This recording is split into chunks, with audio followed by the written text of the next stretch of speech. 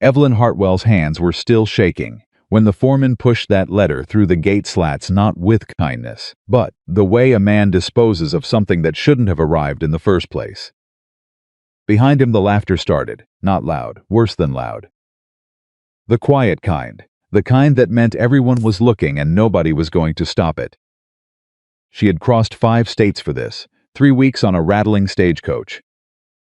Every dollar she had saved, and Bennett Whitmore hadn't even spoken her name. He had looked at her body, turned around, and walked back inside his house. The door closed, and 30 men watched her stand there. If this story cut something open inside you, subscribe to this channel right now, follow every part of Evelyn's journey to its end, and drop a comment telling me what city you're watching from. I want to see exactly how far this woman's story travels. Now let's go back to that gate. The letter was still folded in her hand when the first laugh broke. It came from somewhere near the barn, one of the younger hands, the kind of boy who laughs because the man beside him laughed first, and stopping now would require more courage than starting did. Then a second voice joined it, then a third, low and sideways, the way cruelty always moves when it doesn't want to call itself by its name. Evelyn did not open the letter. She already knew what it said. She had known it the moment Bennett Whitmore's eyes moved from her face to her body and went flat the way a door goes flat when someone on the other side has decided not to open it. She had known it before he turned away, before he pulled that folded paper from his breast pocket and handed it to his foreman without a single word to her. Not one word, not her name, not an apology, not even the basic human courtesy of looking at her while he ended something she had spent 3 weeks and every cent she owned traveling toward. He had simply turned around and walked back to his house and closed the door. Russ the foreman was a weathered man with the uncomfortable posture of someone delivering news he didn't write and wasn't proud to carry.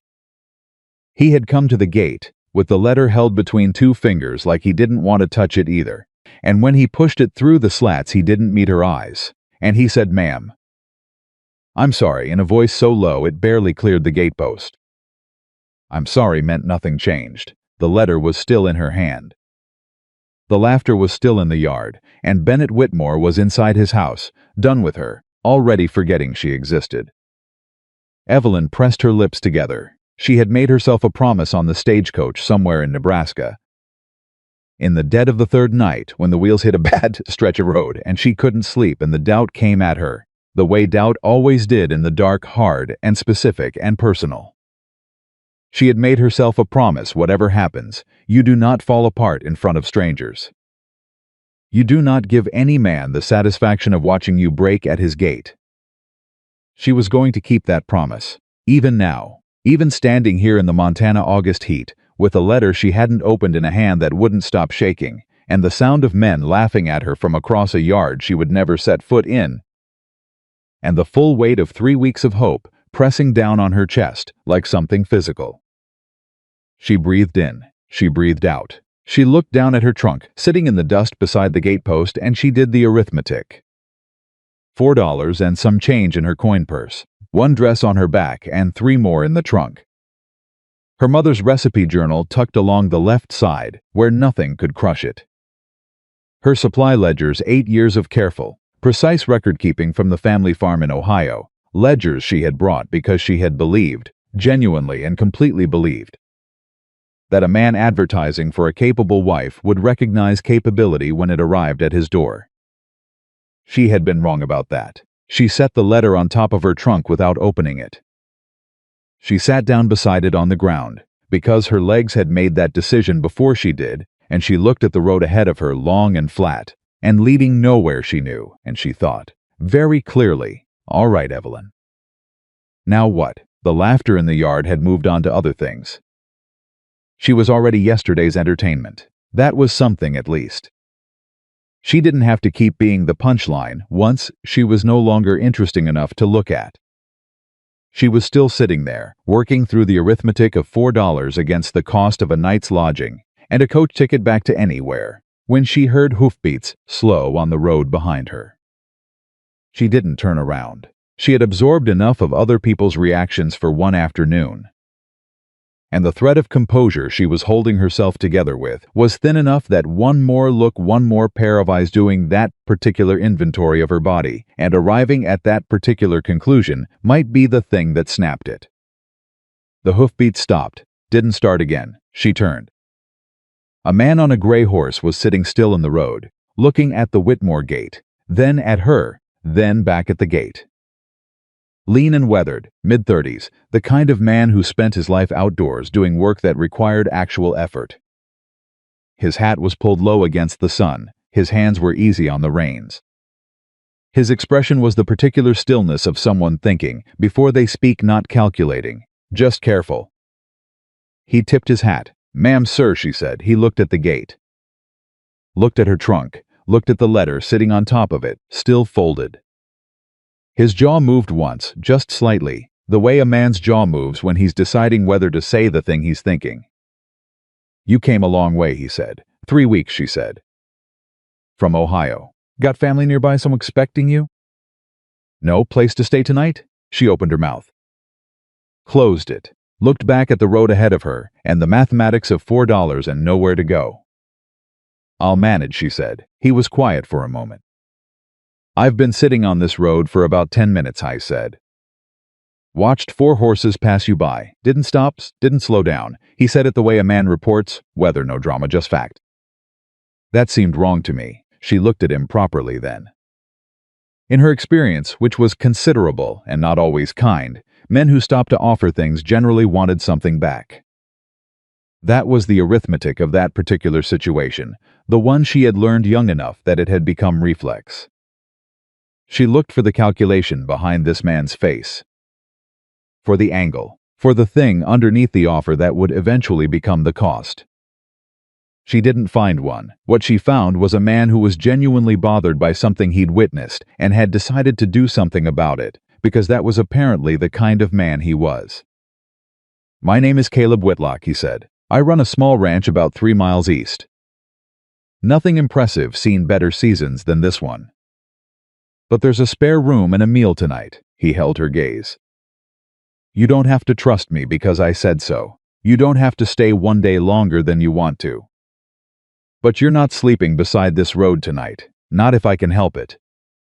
"Why?" she said. He looked at her steadily. "Because nobody else stopped." "That's not a reason." "Sure it is," he said. "It's the only reason that matters. You were sitting here. Nobody was doing anything about it." "I'm doing something about it." He shifted in the saddle. "I don't need it to be more complicated than that." Evelyn Hartwell looked at this stranger on a gray horse in the middle of a Montana road, and she made a decision that had nothing to do with trust and everything to do with arithmetic. $4.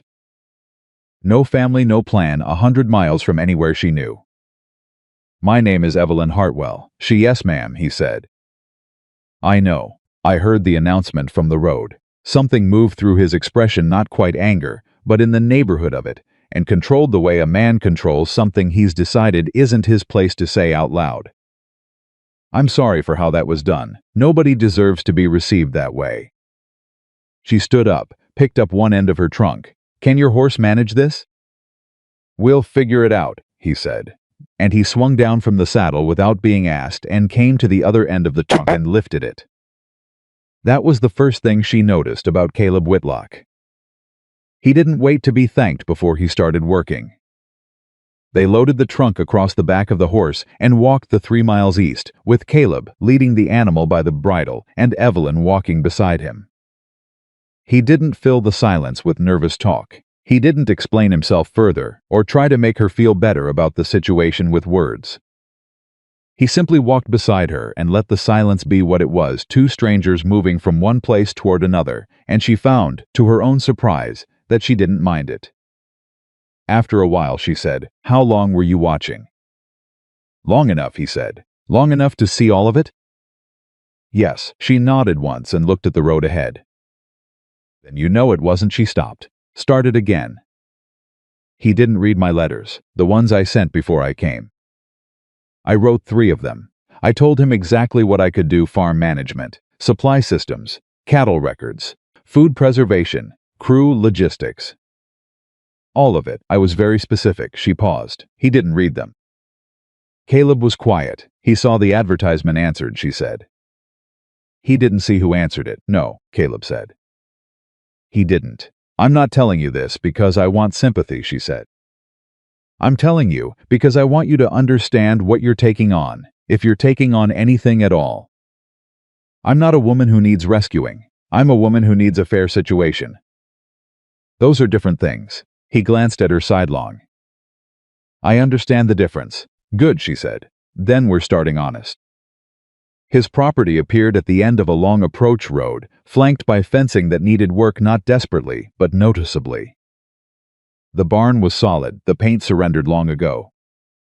The main house was modest and functional, and had the quality of a place someone cared about, without having had enough time or money to care for it the way they wanted to. Two hands were working near the corral, and looked up when Caleb came through with a strange woman walking beside him. She met their eyes directly, without apology. The older one, thick gray mustache, the weathered stillness of a man who had seen enough not to be easily surprised, touched the brim of his hat. Ma'am, Caleb said, this is Miss Hartwell. She'll be staying in the spare room. Treat her like decent company. Walt nodded once. Ma'am, the younger one, barely 20, freckled, wearing the expression of someone caught mid-thought, ducked his head. Danny, ma'am, Miss Hartwell, she said, and followed Caleb inside. The kitchen told her everything in the first 60 seconds. 3 containers of salt on the same shelf, flour stored against the exterior wall where moisture came in. Dried goods mixed with tools, no logical order, just the accumulated evidence of a household managed by people who were always slightly behind on everything, and making it up as they went. She kept her face neutral. Spare rooms down the hall, Caleb said. Water in the pitcher. Supper's usually around sundown. Danny manages something, though manages is generous. I'll cook, she said. Miss Hartwell, you just traveled 3 weeks and Mr. Whitlock. She turned to face him. I need my hands busy tonight or I will sit in that room and feel sorry for myself, and I have never found that useful. She looked at him steadily. What's fresh? He blinked, recalibrated. Potatoes, carrots, half a side of salt pork. Walt got a rabbit this morning. Flour should be. Butter? Somewhere. Then go do whatever needs doing, she said, and come back in 2 hours. He stood in the kitchen doorway for a moment, with an expression she couldn't quite name, not amusement, not surprise, something quieter than either, and then he said, Yes, ma'am, and left. She worked. She reorganized 3 shelves in 11 minutes, simply moving things to where they logically belonged, which immediately made the space feel less like controlled chaos and more like a kitchen. She skinned the rabbit with hands that remembered the work without being asked. She built a stew rabbit and salt pork and carrots and potatoes, slow and rich, the kind that turned a room into something close to comfort. She made biscuits from scratch, real ones. The butter worked cold into the flour the way her mother had shown her before Evelyn was old enough to reach the counter without a stool. She did not think about the gate while she cooked. She thought about her mother's kitchen. She thought about Nebraska at 3 in the morning on the stagecoach, the dark coming in through the window, and the doubt coming with it. She thought about Russ, the foreman's face, a decent man used as someone else's instrument, and about 4 horses passing her on a road before one stopped. She thought about what came next. That was the only useful direction. When Caleb came through the door at sundown, Walt and Danny crowded in behind him, and all 3 of them stopped in the kitchen doorway and went still. The smell had done something to the room. Nobody moved for a moment. Lord, Walt said quietly, like a man in church. That's rabbit stew, Danny said with genuine reverence. And biscuits, Evelyn said. Sit down before they cool. They sat. They ate. Nobody spoke for a solid 5 minutes, which Evelyn recognized as the highest available compliment from men who had been eating whatever was survivable. Danny ate 3 biscuits and reached for a 4th before catching himself. Walt ate with the particular quiet of a man who has been unexpectedly moved by something and is still adjusting to it. Caleb ate steadily, not quickly, and said nothing until his bowl was more than half empty. Then he looked up at her across the table. Where'd you learn to cook like that? My mother, she said, and 8 years feeding a farm crew on a budget that didn't cooperate. Ohio, she confirmed. He held her gaze for a moment. Best meal in this kitchen since my mother came through 2 years ago. He said it plain, without theater. I mean that. Then Danny's been undersupplying your crew for longer than you realize, she said. Danny looked up, opened his mouth, closed it. That's fair, he said. Caleb almost smiled. Almost, Miss Hartwell. What exactly were you planning to do on the Whitmore Ranch? What did you think the arrangement was going to look like? Manage it, she said. He advertised for a capable wife.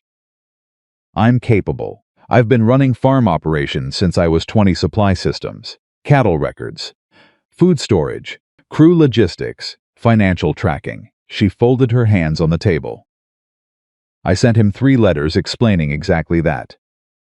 He apparently didn't read them. Caleb's jaw moved. His loss, Walt said, flat and final the way a man states arithmetic. 3 containers of salt, Danny muttered to himself, newly aware of things. We've been buying 3 containers of salt. After dinner, after the dishes, after Walt and Danny had returned to the bunkhouse, and the ranch had gone quiet, Evelyn stood at the kitchen window and looked at the Montana stars coming out. They were bigger out here than Ohio stars, more absolute. Like the sky was making a point, it didn't feel the need to explain. She heard Caleb's boots on the porch. He didn't come inside. She could see the faint glow of a cigarette through the glass. She went to the door and opened it. He turned. Can't sleep? Haven't tried, she said. It's barely 8. That almost smile again. Fair enough. She stood in the doorway and looked at the dark shapes of the mountains and said, Mr. Whitlock, I want to be direct with you. Go ahead. I have $4. I have skills that are genuinely useful on a property like this.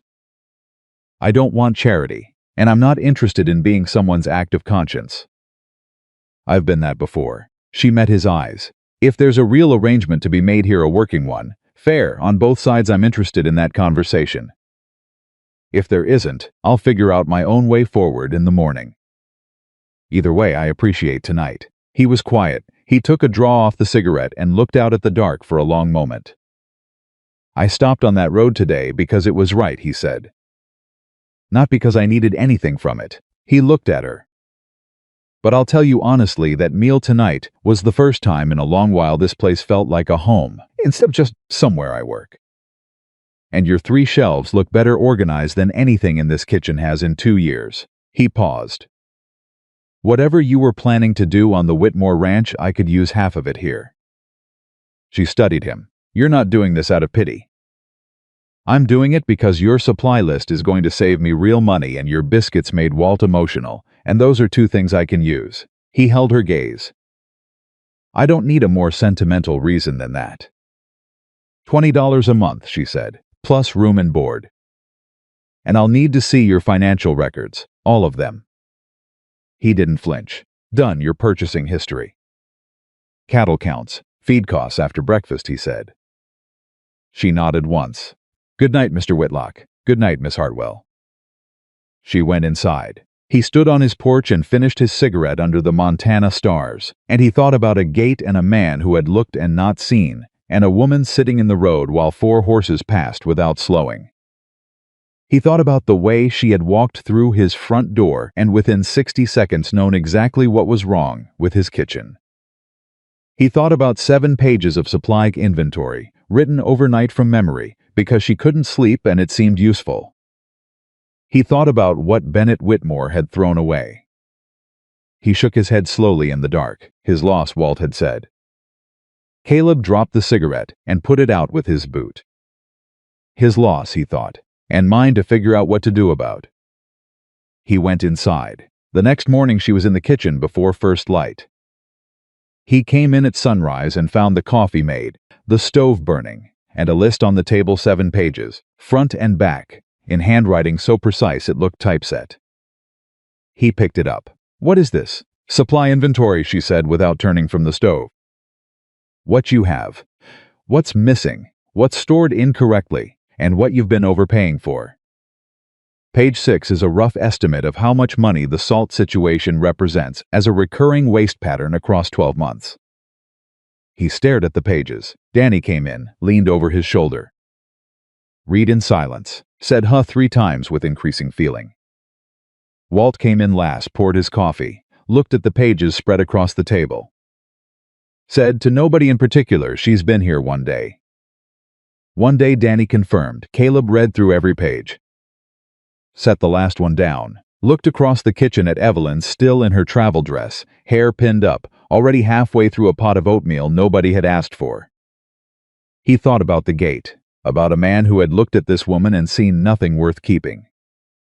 Miss Hartwell, he said. Page 4, he said. The feed supplier. You've identified I've been overpaying by roughly 8% per quarter. Closer to 9, she said, but I rounded conservative. How did you standard market rates for Montana Territory in this season are documented in the agricultural circulars, she said. I brought copies I read on the stagecoach. Walt set his coffee cup down very carefully. Danny said, she read agricultural circulars on the stagecoach. I had 3 weeks, Evelyn said simply. Caleb looked at the pages again. Then at her. Then he made a decision that felt it's like a decision, and more like recognizing something that had already been true for 12 hours. I want to show you the cattle records after breakfast, he said. The full ledgers. 3 years. She turned from the stove and looked at him with the direct, steady gaze of someone who had spent years being underestimated and had learned to recognize the exact moment when a person decided to stop doing it. All right, she said. They're not in great shape, he warned. They rarely are, she said. That's usually why someone needs help with them. Walt picked up his coffee again and looked at Caleb with the expression of a man who wants to say, I told you something was different about this one. Except he hadn't told him anything yet, because it had only been one morning, but he was already composing the speech for later.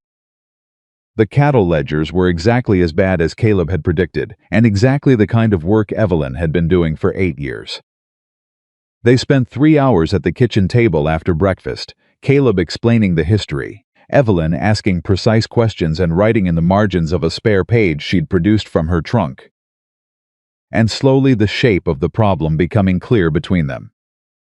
The records were honest. They were just incomplete in ways that compounded gaps in the count dates, inconsistency in how weight was recorded. A buyer named Cooper Hannigan, who had been purchasing cattle quarterly for 2 years at a price that, when Evelyn laid it against the market figures from her agricultural circulars, was consistently low by a margin that started small and added up to something real. Hannigan, she said. She circled the number. Caleb leaned over and looked at it. Cooper Hannigan. Been buying from me since my father's time. How long has he been at this price? 2 years, more or less. I reckon the rate felt fair when we set it. It was probably fair 2 years ago, she said. The market moved, the price didn't. She showed him the math. That's the gap. He stared at the number. That's more than I thought, he said. It usually is, she said, when the pattern's been quiet long enough to feel normal. You think he's doing it deliberate? She chose her words carefully. I think some people recognize a man who trusts and takes small advantage of that trust in ways that never feel large enough in the moment to challenge. Whether that's deliberate or just convenient, she set down her pencil. I think you need to have a conversation with him before the next sale. Caleb rubbed the back of his neck. He's not going to like it. Probably not, but you're entitled to be paid correctly for your work. That's not a negotiating position. That's just arithmetic. He looked at her across the table, at the ledgers between them and the circled number, and the 7-page supply inventory still sitting to one side. He looked at this woman who had arrived at his gate yesterday with $4 in a trunk, and who had spent her first night in a stranger's house, writing him a supply report from memory. Miss Hartwell, he said, Mr. Whitlock, I owe you an apology. She blinked. What for? When I stopped on that road, he said, I thought I was doing you a kindness. Giving you somewhere to stay, solving a problem. He shook his head slightly. I didn't understand what I was actually doing. She was very still. What were you doing, she said. He looked at her steadily. Getting very lucky, he said. The silence that followed was the kind that has weight to it, not uncomfortable, not empty, just full of something that neither of them was quite ready to name. Then Evelyn looked down at the ledger. You should talk to Hannigan this week, she said. Before the month turns. Yes, ma'am, he said, and they went back to work. The town of Harlow Creek was 5 miles west and had the quality of small western settlements where everyone knew something about everyone and nothing stayed private long. The story of Evelyn Hartwell Whitmore's rejection, Caleb's Road, the 3-mile walk had moved through the town in under 3 days, arriving at the Harlow Creek General Store considerably faster than accuracy could keep up with. By Saturday morning, when Evelyn went in with Danny to handle the supply run, she had been variously described as a con artist, a charity case, and a woman so unfortunate in her person that Whitmore's reaction was understandable if not precisely kind. None of it was true. All of it was waiting for her. She felt it the moment she stepped down from the wagon. The specific quality of attention that wasn't interested in her as a person. The silences that formed and reformed. The way a group of women near the store entrance stopped talking in the middle of a sentence. The one in front well-dressed, mid-40s, the posture of a woman accustomed to being the social center of any room she entered, let her eyes travel over Evelyn from hat to boot in the way that was designed to be witnessed. Slow, deliberate, a performance of assessment for anyone watching. "You must be the one from the Whitmore gate," she said. Evelyn met her eyes without a flicker. "I'm Evelyn Hartwell." "And you are." The woman blinked, caught slightly off balance by the directness, which told Evelyn she had expected deference and wasn't accustomed to not receiving it. "Margaret Calloway. My husband owns the Calloway spread north of town." "Mrs. Calloway," Evelyn said pleasantly. "Lovely to meet you," and she walked into the store. Behind her, Danny made a sound that was trying very hard not to be a laugh. Inside, the storekeeper, a big, sharp-eyed man named Aldous, who had been running this counter for 20 years and could read a customer in about 4 seconds, watched her move through the supply list with the quiet respect of a professional recognizing another. She didn't browse. She didn't hesitate. She knew exactly what she needed, exactly what she was paying, and exactly what the correct price should be, which Aldous tested once lightly, and she caught without looking up from the list. He didn't try it again. When they came back out, Margaret Calloway was still positioned near the entrance with 2 other women, all 3 of them arranged in the particular way of people who have decided to be present for something. One of the others younger, with the sharp, bright smile of someone who has found her social footing by finding other people's weak spots, said, "Loud enough to carry. I suppose when a man's desperate enough, anyone will do." Danny's jaw went tight. Evelyn picked up a sassaflower and set it in the wagon bed without pausing. "Whitlock's ranch is better organized this month than it's been in 3 years," she said, conversationally, to the middle distance. "Supply costs are down. Records are current. The crew's eating properly for the first time in longer than they can remember." She set a second sack in beside the first. "But I do appreciate the concern." She climbed up to the wagon seat and did not look at any of them again. On the road back, Danny was quiet for a while. Then that was the best thing I have ever seen done in a public street. What was? Answering people without answering people. She watched the road ahead. "People looking for a reason to dismiss you will find one," she said. "The only thing you control is whether you give them the satisfaction of knowing it landed." Danny nodded slowly. "No," she said. He nodded again, with something that looked like pride, which she found unexpectedly touching. "Miss Hartwell," he said after a mile, "can I ask you something personal?" "You can ask. Doesn't it wear on you, all of it?" "Constantly." She thought about that honestly. "Yes," she said. "Of course it does. It would wear on anyone." She paused. "But wearing on you and stopping you are different things, and I've only got room for one of them in a day." He was quiet. "Then how do you decide which one?" "I decide every morning," she said. "Some mornings it's harder than others." Back at the ranch, Caleb was at the north fence when the wagon came through the gate. He straightened up and came over and looked at the load, then at Evelyn, then at Danny. "How was town?" he said. "Educational," Danny said. Caleb looked at Evelyn. "Fine," she said. He studied her face with those quiet eyes of his, not intrusively, just attentively, the way a man looks at something he's learned to read carefully. "Margaret Calloway," he said. She looked at him. "That obvious?" "Margaret Calloway leaves a particular expression on people," he said. "What did she say?" Nothing worth repeating. She held his gaze. I handled it. I don't doubt that. He was quiet a moment. For what it's worth, and I know it's not worth much, coming from a man, in the current situation, people in Harlow Creek are not always their best selves on first impression. But they generally come around when they've had enough time to be wrong about someone and get embarrassed about it. How long does that generally take? He thought about it. Depends on how wrong they were. She almost smiled. It was small, barely a shift, but he saw it. Help me down, she said. He put up his hand. She took it and stepped down from the wagon, and for a moment they were standing close in the yard, with the long, late light coming across the grass at that particular angle that makes everything look like it matters more than it did 10 minutes ago. Danny began unloading flour with intense professional focus. Supper in an hour, Evelyn said, and went inside. Caleb stood in the yard. Walt appeared at his shoulder the way Walt always appeared, silently, and at the exact moment his presence was most pointed.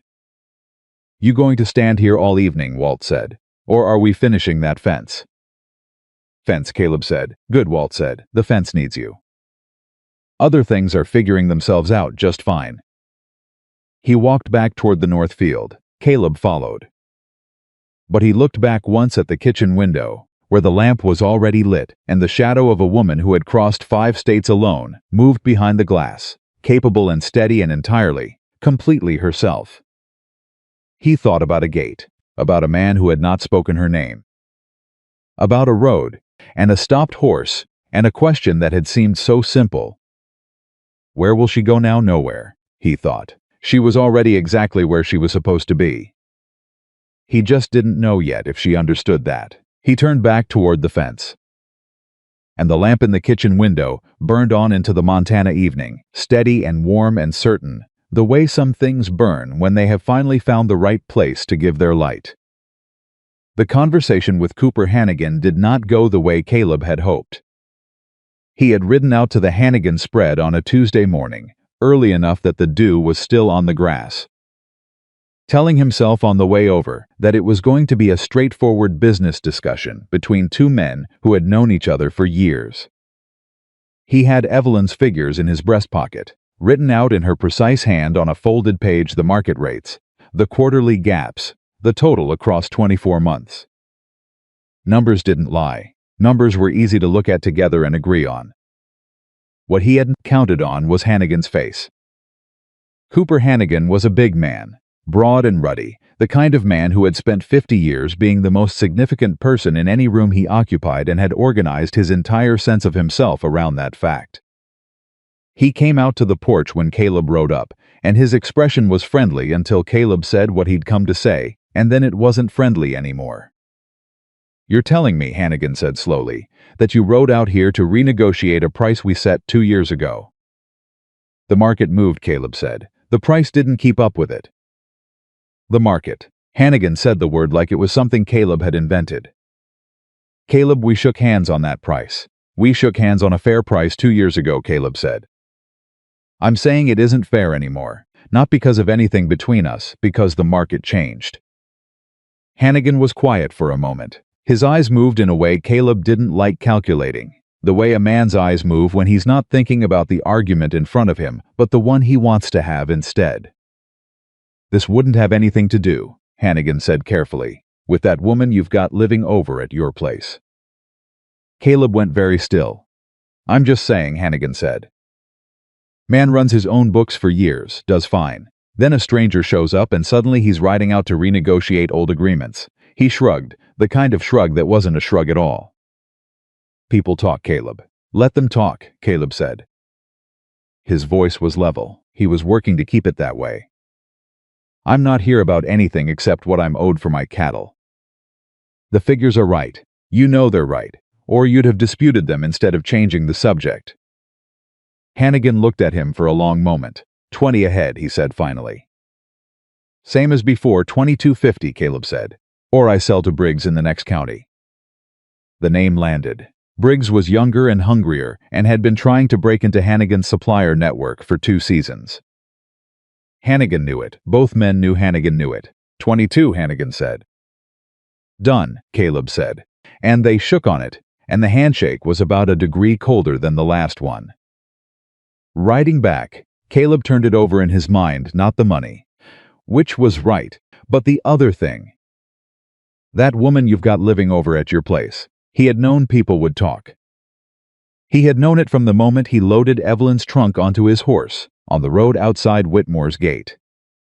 He just hadn't fully considered what shape the talking would take. He told Evelyn about the conversation that evening. All of it, including the part about Hannigan's comment, because she had a right to know what was being said, and he wasn't the kind of man who protected people from information they needed. She listened without interrupting. When he finished, she said, 22 ahead. Yes, that's $1.50 improvement per head over the old rate. Yes, on how many head per quarter? 60, roughly. She did the math without writing it down. That's $90 a quarter, she said. $360 a year, from one conversation. From your figures, he said. She looked at him. From your willingness to have an uncomfortable conversation, she said. That's not nothing, Mr. Whitlock. A lot of men wouldn't have gone.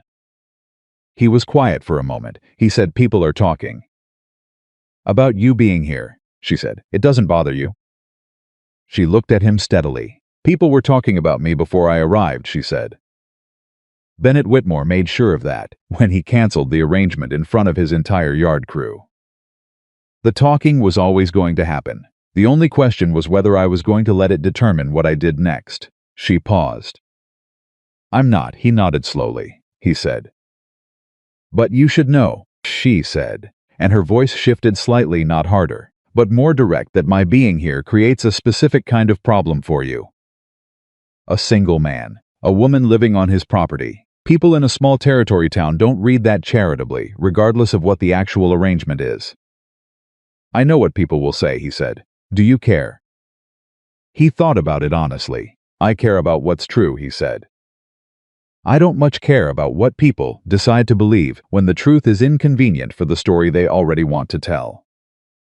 She looked at him for a long moment. Something moved in her expression, not surprise exactly, but the particular quality of a person who's been for one answer for so long that a different one requires a moment to land. All right, she said, then we continue. They continued. October arrived the way October arrives in Montana, not gradually, but as a decision. The air changed overnight, the light changed its angle. The work on the ranch shifted from the sprawling rhythm of summer into something tighter and more deliberate, the particular urgency of a place getting itself ready for what was coming. Evelyn had been at the ranch 6 weeks by then, and in those 6 weeks she had done things that would have taken Caleb another 2 years to get around to if he ever had. The supply system was running. The kitchen was a different place. The cattle records were current and reconciled and organized in a way that would make sense to anyone who opened them, not just to Caleb's memory. She had identified 3 separate places where the ranch was spending money it didn't need to spend, and 2 of them had already been corrected. But it was the thing she did with Walt that nobody expected. Walt had been working the Whitlock Ranch for 9 years. He was steady and skilled and loyal in the specific, uncomplicated way of a man who doesn't require explanation for his commitments. But Walt had a problem with his right hand, an old injury from a fence post accident 7 years back that had healed badly and had been getting worse in the cold, and which he had been managing quietly and without complaint for long enough that Caleb had stopped noticing it. Evelyn noticed it on the 3rd day. She didn't say anything immediately. She watched the way he favored it, the way certain tasks took him twice as long as they should. The way he adjusted his grip on tools without appearing to think about it, the compensation so practiced it was nearly invisible. On the 4th week, she asked him directly, sat down across from him at the breakfast table one morning after Caleb and Danny had gone out and said, "Your right hand." "How bad is it?" "It's fine. It's not fine," she said. "You've been compensating for it since I got here." "How long?" He was quiet for a moment. "Then 7 years, give or take." "Has a doctor looked at it? Doctors cost money." "Has Caleb seen it? He's got enough to worry about." She looked at him for a long moment. "Walt," she said, "you're doing half your work with one hand." "Do you understand that?" Not because you're not capable, because you've been protecting something that needs attention and calling it fine. Walt said nothing. I'm going to write a letter, she said. To the physician in Billings. There's a man there who specializes in hand and wrist injuries. His name's in the agricultural medical bulletin I brought with me. She held up a hand before Walt could speak. I'm not asking you to go. I'm telling you I'm going to write the letter. And whatever he says is worth knowing, and after that it's your decision. Walt looked at his hand, then at her. You read the agricultural medical bulletin, he said. I read everything on the stagecoach, she said. I had 3 weeks. Walt almost smiled. It was a small thing, barely a shift in the weathered lines of his face, but it was real. All right, he said. Write the letter. She wrote it that evening. Caleb found out about it 2 days later when he went to mail a provision order in town and found Evelyn's letter to the Billings physician already in the outgoing stack, addressed in her precise hand. He came back and found her in the garden she'd been rehabilitating since her second week on the property, and he said, Walt's hand. She looked up. He told you I asked, she said. He answered. She went back to what she was doing. He's been managing something for 7 years that might be manageable. He deserves to know. Caleb stood at the garden fence for a moment. Why didn't he tell me? She looked at him. Because you're his employer, she said, simply, and he didn't want to be seen as someone who couldn't do the work. Men do that. They carry things quietly because they think asking for help changes how they're valued. She paused. It's a very common and very unnecessary kind of loneliness. Caleb was quiet for a long moment. You've been here 6 weeks, he said. Yes. And you already know things about the people on this ranch that I don't know after 9 years.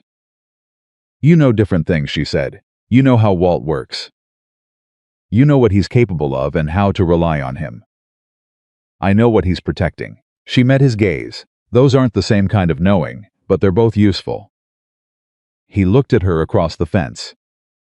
The morning light was doing something particular to the garden, the late-season plants holding on against the coming cold, the ones Evelyn had coaxed back from what had been essentially a patch of good intentions and poor follow-through.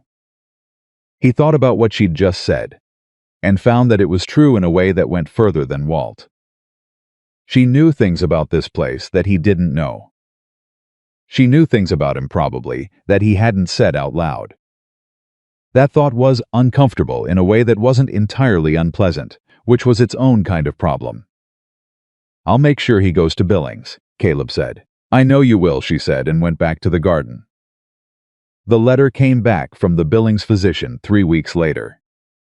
Walt went to Caleb rode with him, which Walt pretended to find unnecessary and clearly did not, and the physician confirmed what Evelyn had suspected. The old injury had created scar tissue that was compressing a nerve. And while it was not catastrophic, it was progressive, and there were things that could be done about it, now that would not be possible in another 2 years. Walt came back from Billings with a treatment plan, and a particular expression on his face, the expression of a man who has been carrying something for so long that learning he doesn't have to carry it anymore is almost harder than the carrying was. He found Evelyn in the kitchen that evening and stood in the doorway for a moment without saying anything. She looked up from the ledger she was working on. Well, she said. You were right, he said. About all of it. I usually am about the things I'm sure enough to mention, she said. Sit down. Supper's in 20 minutes. He sat down. He was quiet for a while. Then he said, Miss Hartwell. Walt, I've worked a lot of ranches, he said. I've worked for a lot of people. He looked at his hand, the right one, wrapped now in the physician's recommended dressing. I never had anyone notice. She looked up at him. Held his gaze. You should have been noticed a long time ago, she said. That's not a compliment, it's just true. Walt nodded. Once, the kind of nod that means more than agreement. He didn't say anything else, he didn't need to. But after that, something shifted in the ranch in a way that was hard to name precisely. Walt had always been reliable. Now he was something more invested in the particular way of a man who has decided he is somewhere he wants to stay.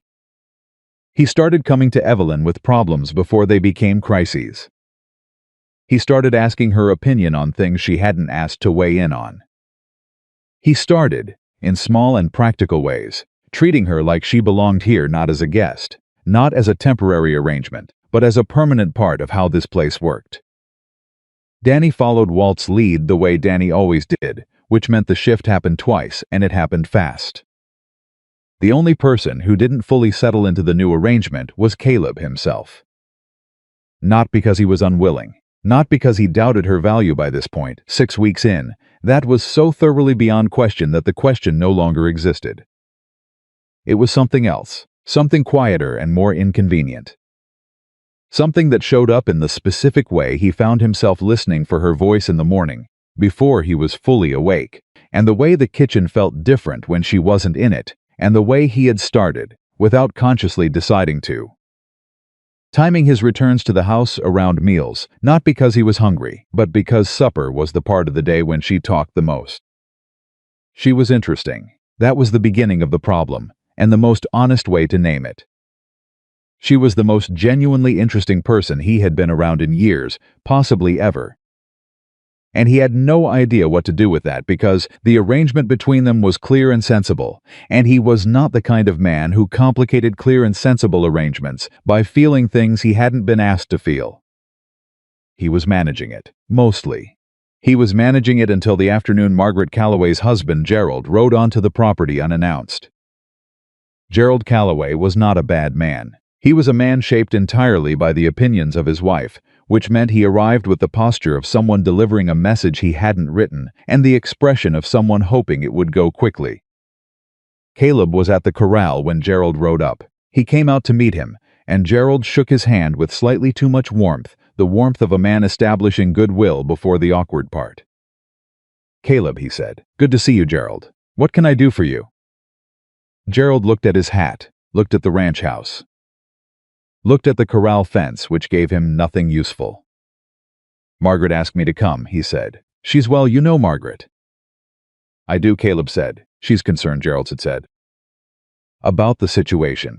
The woman you've got staying here. She feels, and others in the community feel that the arrangement is he searched for a word that would accomplish his wife's objective, without personally offending anyone, irregular." Caleb looked at him steadily. "Irregular," he said. "She's a single woman," Gerald said, "living on a single man's property. People don't quite know what to make of it, and Margaret thinks it would be better for everyone if something were clarified. Formally," he coughed, "or if the arrangement were ended." The silence that followed was long enough to be its own kind of answer. "Gerald," Caleb said, "what exactly is your wife suggesting I do?" "She suggests," Gerald stopped, started again. "She's suggesting that if the arrangement continues, it might be appropriate for something more formal too." Gerald, "Yes. Go home," Caleb said. "Tell Margaret I appreciate the concern, and the arrangement on this ranch is my business, and Miss Hartwell is here because she is capable and hardworking, and this ranch is better for her presence. That's the entire story. There is no other story." He held Gerald's gaze. "Are we clear?" Gerald looked deeply relieved to have an answer to bring home, whatever Margaret's reaction to it would be. "Clear," he said. "Yes, absolutely." He rode out. Caleb went back to the corral. He was tightening a fence post when the sound of the kitchen door told him Evelyn had come outside. He didn't turn around. He heard her cross the yard, and then she was standing near the fence, close enough that he knew she'd been watching from the window. "I heard," she said. "I figured you might. You didn't have to." "Yes, I did," he said. He drove the post tool down once hard. "What he said was wrong. Wrong about you and wrong about this ranch, and I'm not going to let it stand without saying so." She was quiet for a moment. "People are going to keep saying it, Caleb." It was the first time she had used his first name. He noticed. He was fairly certain she noticed that he noticed. "Let them," he said. "They can say whatever they want." Doesn't make it true. She stood at the fence for a long moment.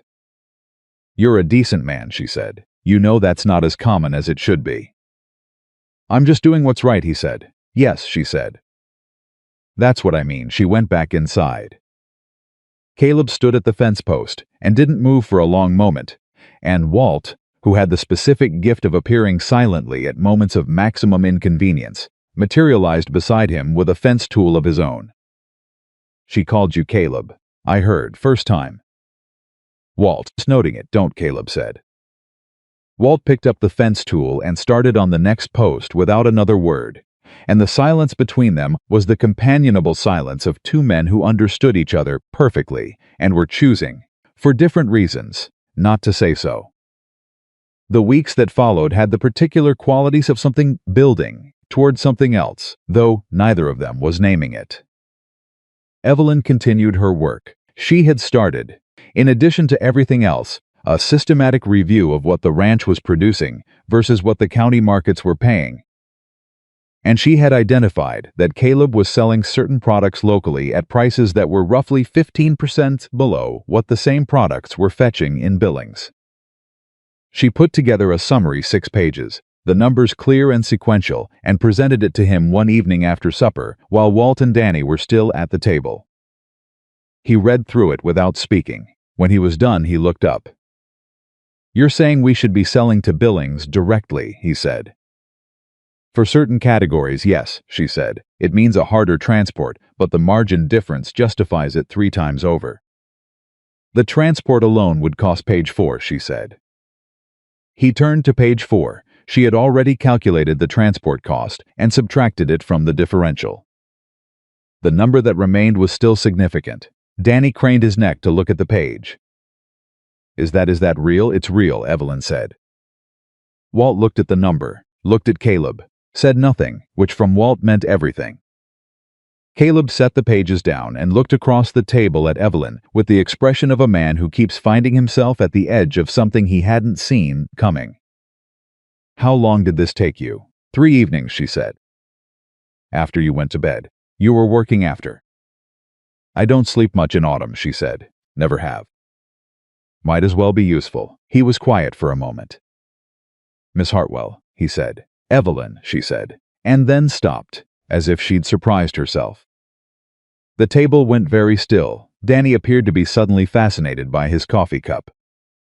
Walt looked at the middle distance with the focused neutrality of a man who is absolutely paying attention. "Evelyn," Caleb said, and the word settled into the room differently than it had been meaning to, carrying something he hadn't entirely planned to put into it. He cleared his throat. "The Billings proposal. I'll look at it seriously." "Good," she said. "I think you should." She picked up the pages and straightened them, and set them on the side of the table, and she poured herself more coffee. And the moment passed back into the ordinary, in the way that moments do when two people have decided, without discussion, to. But it didn't entirely pass. It left something behind in the air of the kitchen, something that Walt and Danny both pretended not to notice with such determined effort that it was nearly loud. November came in cold, the first real cold, the kind with teeth, the kind that Montana uses to remind you that summer was a courtesy and not a promise. The ranch adjusted, the work changed, there was more to do inside, and the days got shorter and the evenings got longer, and the kitchen, always the warmest room, became the center of everything. It was on one of those long November evenings that the trouble with the Prescott brothers arrived. There were 3 of them: Hank, who was the oldest, and the one who fancied himself the authority, Roy, who was meaner than Hank and smarter about hiding it, and a younger one they called Cole, who had the look of a man who had never once in his life made a decision his brothers hadn't made first. They had a property northeast of Harlow Creek that bordered Caleb's land on one corner, and they had been problems, low-level, manageable problems, for as long as Caleb could remember.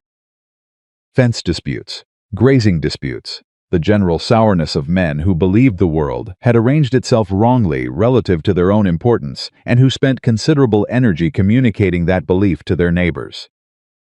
Hank Prescott showed up on a Tuesday evening without being invited, which was typical. He came to the front door rather than the yard, which was not, and Caleb answered it to find Hank standing on his porch with Roy just behind him and Cole on the steps like he'd been assigned a post. "Whitlock," Caleb said, "what can I do for you?" "Heard you been making changes around here," Hank said. "Management changes." His eyes moved past Caleb's shoulder into the house. "Looking for something. Heard you got a woman running your books." "I've got a capable person who helps manage the ranch operation," Caleb said. "Yes, that's so." Hank smiled, the kind of smile that was about something other than friendliness. Only reason I mention it, we've got some questions about your eastern fence line.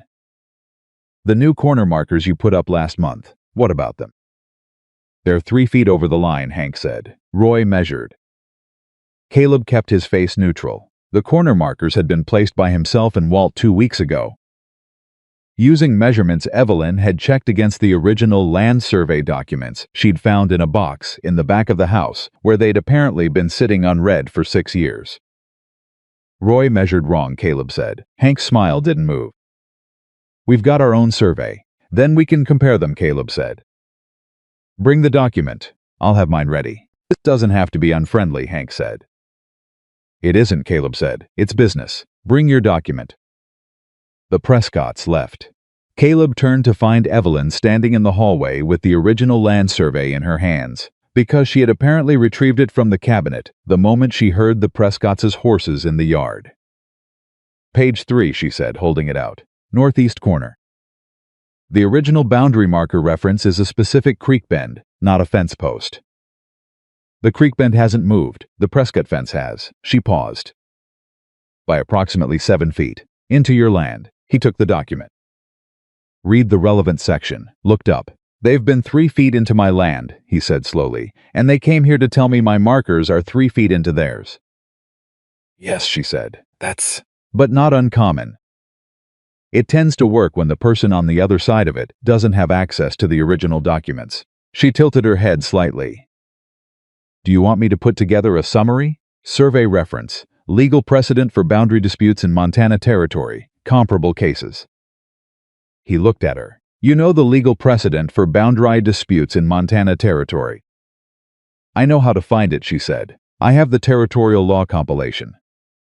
I brought it from Ohio. Danny from somewhere in the kitchen. She brought the territorial law compilation from Ohio. Walt also from the kitchen, of course she did. Caleb stood in the hallway, holding the land survey, and looking at this woman who had arrived at his property 6 weeks ago with $4 and a trunk, and who now knew more about his ranch than he did, and had apparently also brought Montana's territorial law compilation on a stagecoach from Ohio, because she liked to be prepared. Evelyn, he said. Yes, thank you, he said. Not for the document.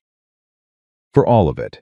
For the 6 weeks of it, and the supply lists, and Walt's hand, and the Hannigan correction, and the Billings proposal, and the land survey sitting in a box for 6 years until someone thought to look, and the way the ranch felt now compared to how it had felt before she walked through his gate with nothing but $4 and her capability and her absolute refusal to let the world's opinion of her become her opinion of herself. She looked at him steadily. You don't have to thank me, she said. This is my work. I'm doing my work, I know, he said. I'm thanking you anyway. She was quiet for a moment. All right, she said. You're welcome. And then, just slightly, the smallest possible softening at the corner of her mouth. Now let me put together the Prescott summary before they come back with something official. She turned and went back to the kitchen. Caleb stood in the hallway for a moment longer. From the kitchen, he heard Walt say something quiet to Danny that he couldn't make out, and Danny's low response, and then the sound of Evelyn's voice cutting through both of them, precise and practical and already working on the next problem. He listened to that sound in the warm hallway of his ranch house on a cold November evening and thought about how 6 weeks ago he had stopped on a road, because nobody else did, because it seemed wrong, because it required no more complicated reason than that. He had not known what he was stopping for. He was beginning to understand. He folded the land survey carefully and went back to join the rest of them. The Prescott boundary summary took Evelyn 2 days to compile, and when she set it on the kitchen table in front of Caleb on a Thursday morning, it was 11 pages long and referenced 4 separate territorial statutes. The original 1,871 land grant documentation and 3 comparable dispute resolutions from Montana Territory court records she had found cited in the legal compilation she'd brought from Ohio. Caleb read through it in silence. Walt read over his shoulder without being invited, which was Walt's way. Danny read the first page and a half before the legal language defeated him, but he held the remaining pages with the respectful posture of a man participating in something important. The creek bend, Caleb said when he reached page 7. is the controlling reference point, Evelyn said. The original survey uses it as the northeast anchor specifically because fence posts move and creek bends don't. Whoever filed the Prescott's survey used a post reference, which means if their document conflicts with yours, theirs is the one that can't hold up. You're certain. I'm certain enough to put it in writing, she said. Which I did. 11 pages of certain. He set the document down. Hank Prescott is not going to accept this quietly. No, she agreed. He's going to make noise and hope the noise is enough to make you back down. It's what he's done before. It's worked before, probably, with people who didn't have the original documents. She folded her hands on the table. He's counting on you not having read what you actually own. Walt said from behind Caleb's shoulder he miscounted. He did, Evelyn said. Caleb looked at the 11 pages. Looked at Evelyn, looked back at the pages. I'm going to need to file this with the Territorial Land Office in Billings, he said. Already drafted the filing letter, she said, and produced it from beneath the summary. 3 paragraphs, precise and formal, citing the exact statutes by number. Danny said, very quietly, to no one in particular, she already drafted the filing letter. Mail it today, Evelyn said, before the Prescotts have the chance to file anything of their own. First document in establishes the record. Caleb took the letter. Stood up. Looked at her with an expression that had moved somewhere past admiration into something more complicated, something that kept arriving, and that he kept not quite naming. I'll ride to town this morning, he said. Take the summary copy, she said. Not the original. Keep the original here. He took the copy. He rode to town. He mailed the letter. And Hank Prescott, who arrived at the Harlow Creek Land Office 2 days later with his own documentation, found that the Whitlock filing was already in the record, and that the reviewing clerk, a meticulous man named Abner Cole who had been processing land documents for 15 years, and who recognized solid legal groundwork when he saw it, had flagged the Whitlock submission as prima facie valid and the conflicting Prescott claim as requiring substantial additional evidence to proceed. Hank Prescott rode back from Billings in a fury that half the county heard about before he'd been home an hour. Roy Prescott, the smarter and meaner of the two, drew a different conclusion than his brother. Hank saw a setback. Roy saw a woman who needed to be dealt with directly.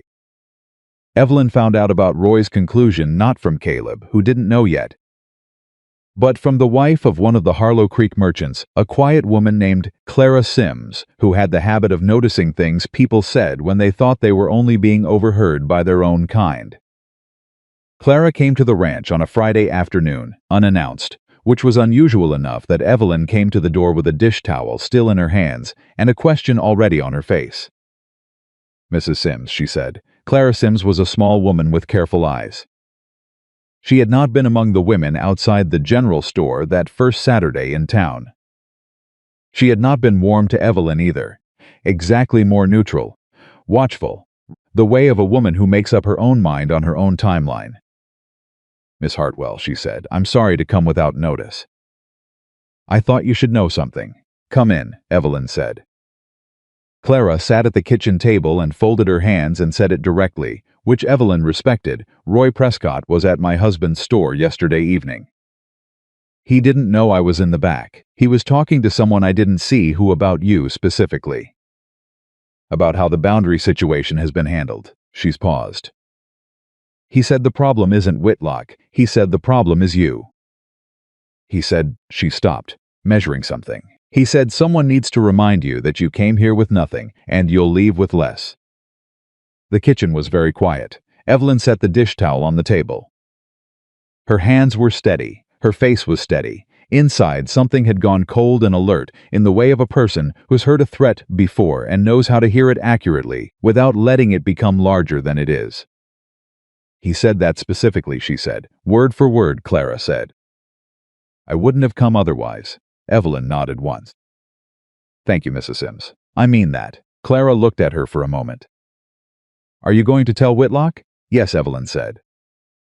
Immediately. Clara nodded. She rose to leave, then stopped at the kitchen doorway.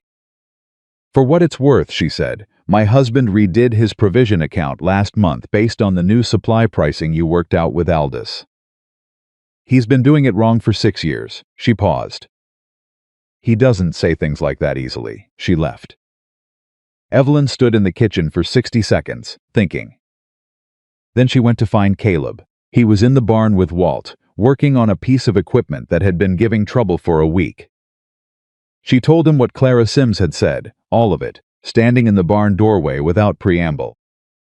Caleb put down the tool he was holding before she finished. Walt went very still. When she was done, Caleb said Roy Prescott said that. According to Clara Sims, word for word, he was quiet. A specific kind of quiet, not the processing quiet she had seen from him before, but something harder-edged, something that lived closer to the surface. That's a threat, he said. I know what it is, she said. He's nodding, stopped, started again, more carefully. Roy Prescott is not a man who says things like that without meaning to follow through on them. He's different from Hank. Hank makes noise. Roy is quiet until he isn't, and by the time he isn't, something's already happened. Evelyn looked at him. I'm not frightened of Roy Prescott, she said. I know you're not, he said. That's not what concerns me. Then what does? He met her eyes. That you shouldn't have to be dealing with this at all, he said. You came here to work. You've worked. You've done more for this ranch in 3 months than most people would do in 3 years, and now you've got Roy Prescott making threats against you because you had the audacity to read a land survey and file the right paperwork. His jaw was tight. That's wrong. That's just simply wrong. She looked at him for a long moment. Yes, she said, it is, and being angry about it is correct. But right now I need you thinking, not angry. He breathed in once, hard. Breathed out, nodded. What do you want to do? He said. Document everything, she said. Clara Sims's visit, what she heard, when, where. I want a written record of the threat before anything else happens. And I want to know what Roy Prescott actually has the legal capacity to do, which means we need to look at what his options are given the boundary filing. Walt said from somewhere behind the equipment, he can't touch the filing. That's done. He can file a counter-dispute, Evelyn said. It won't succeed, but it will take time and cost money to respond to. That might be what he's after, not winning, just making it expensive to hold the ground. Then we make holding it cheaper than he expects, Caleb said. Yes, she said, that's exactly what we do. They went back to the house together, and Evelyn sat at the kitchen table and wrote out Clara Sims's account in full, dated and signed in her precise hand, and Caleb read it and signed it as a witness to her account, and Walt signed below him. And they put it in the same cabinet with the original land survey. And Evelyn thought, while she was writing, about what Roy Prescott had said. You came here with nothing, and you'll leave with less. She thought about what he understood that statement to mean, that she was vulnerable, that her position here was provisional, that she could be dislodged by the right application of pressure. She thought about how wrong he was and how long it would take him to find out. She was not going anywhere. She had decided that sometime in September, though she hadn't said it out loud to anyone, including herself. This was her place. She had built it into her place with her own hands and her own mind, and 3 months of work that nobody had asked her to do, and that she had done anyway, because the work needed doing and she was capable of doing it. Roy Prescott was going to discover that dislodging her would cost considerably more than he'd budgeted.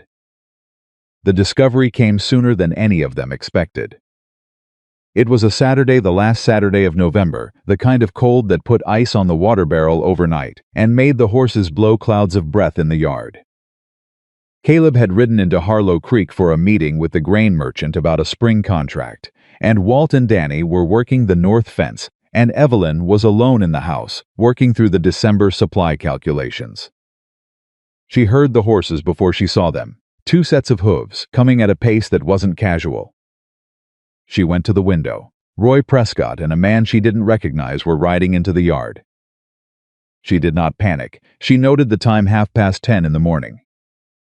She noted that Caleb was 5 miles away, and Walt and Danny were at the north fence, which was a 1/4 mile from the house. She noted that Roy was carrying nothing visible, which told her this was a conversation, not something worse.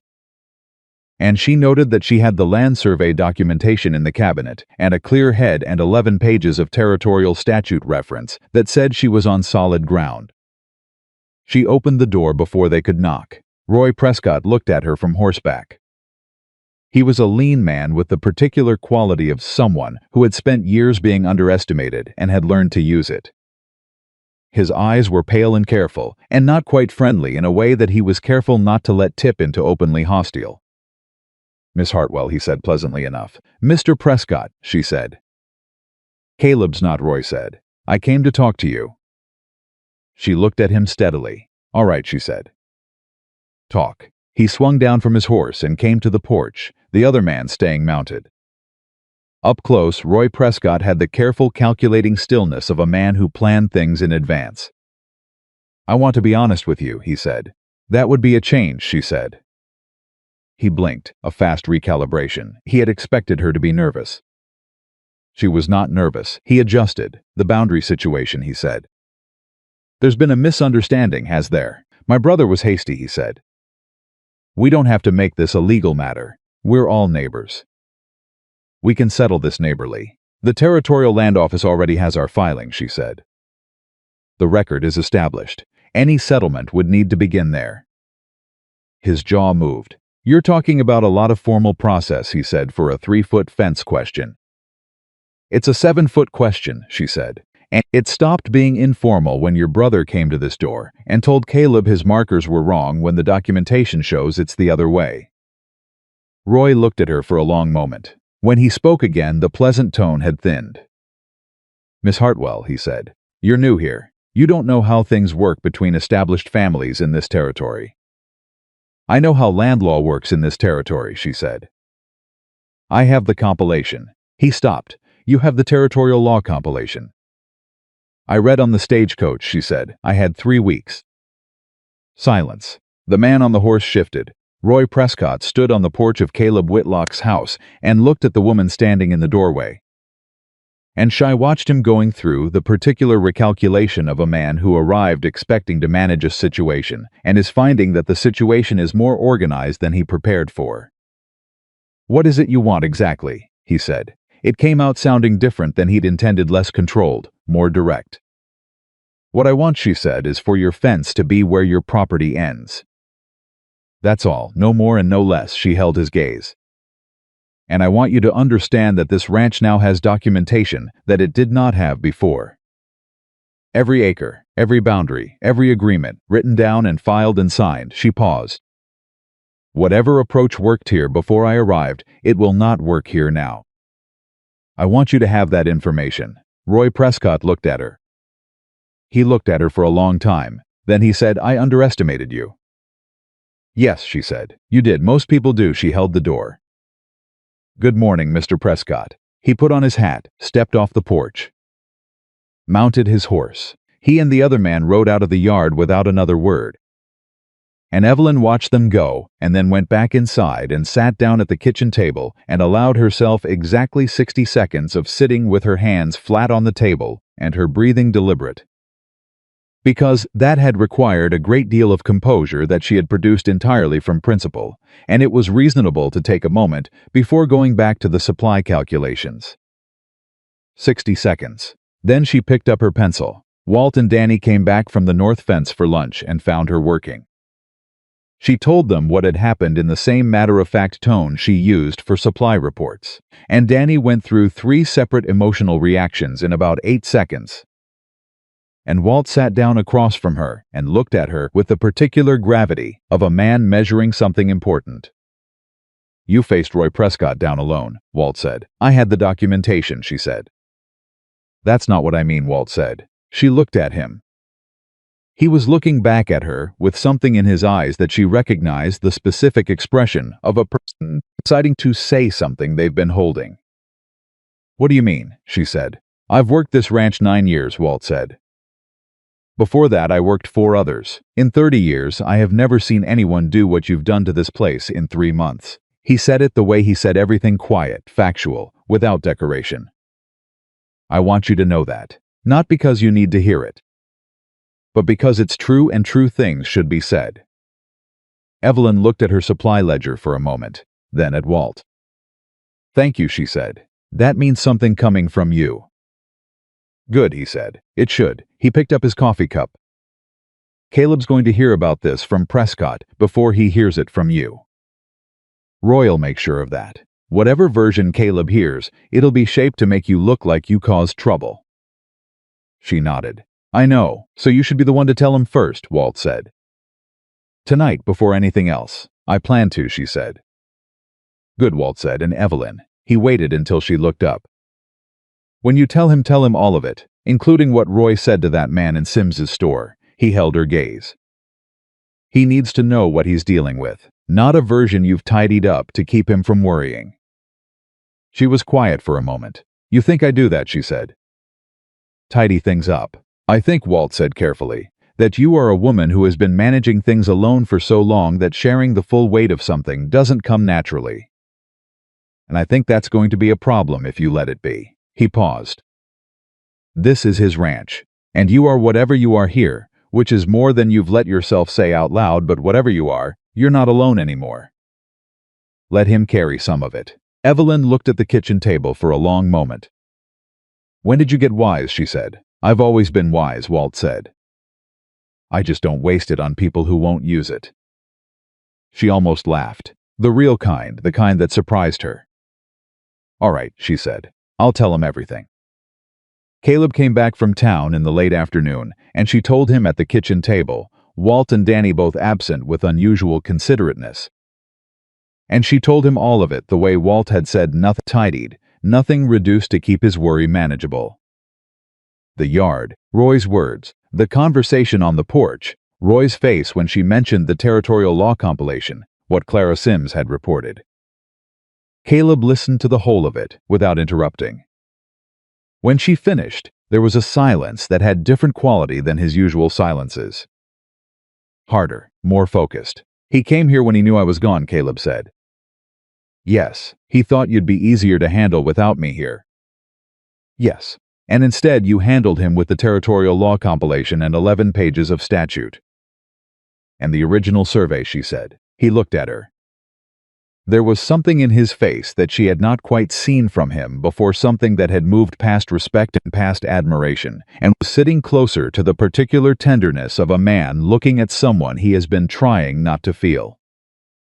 Specific things about, and is losing the argument with himself.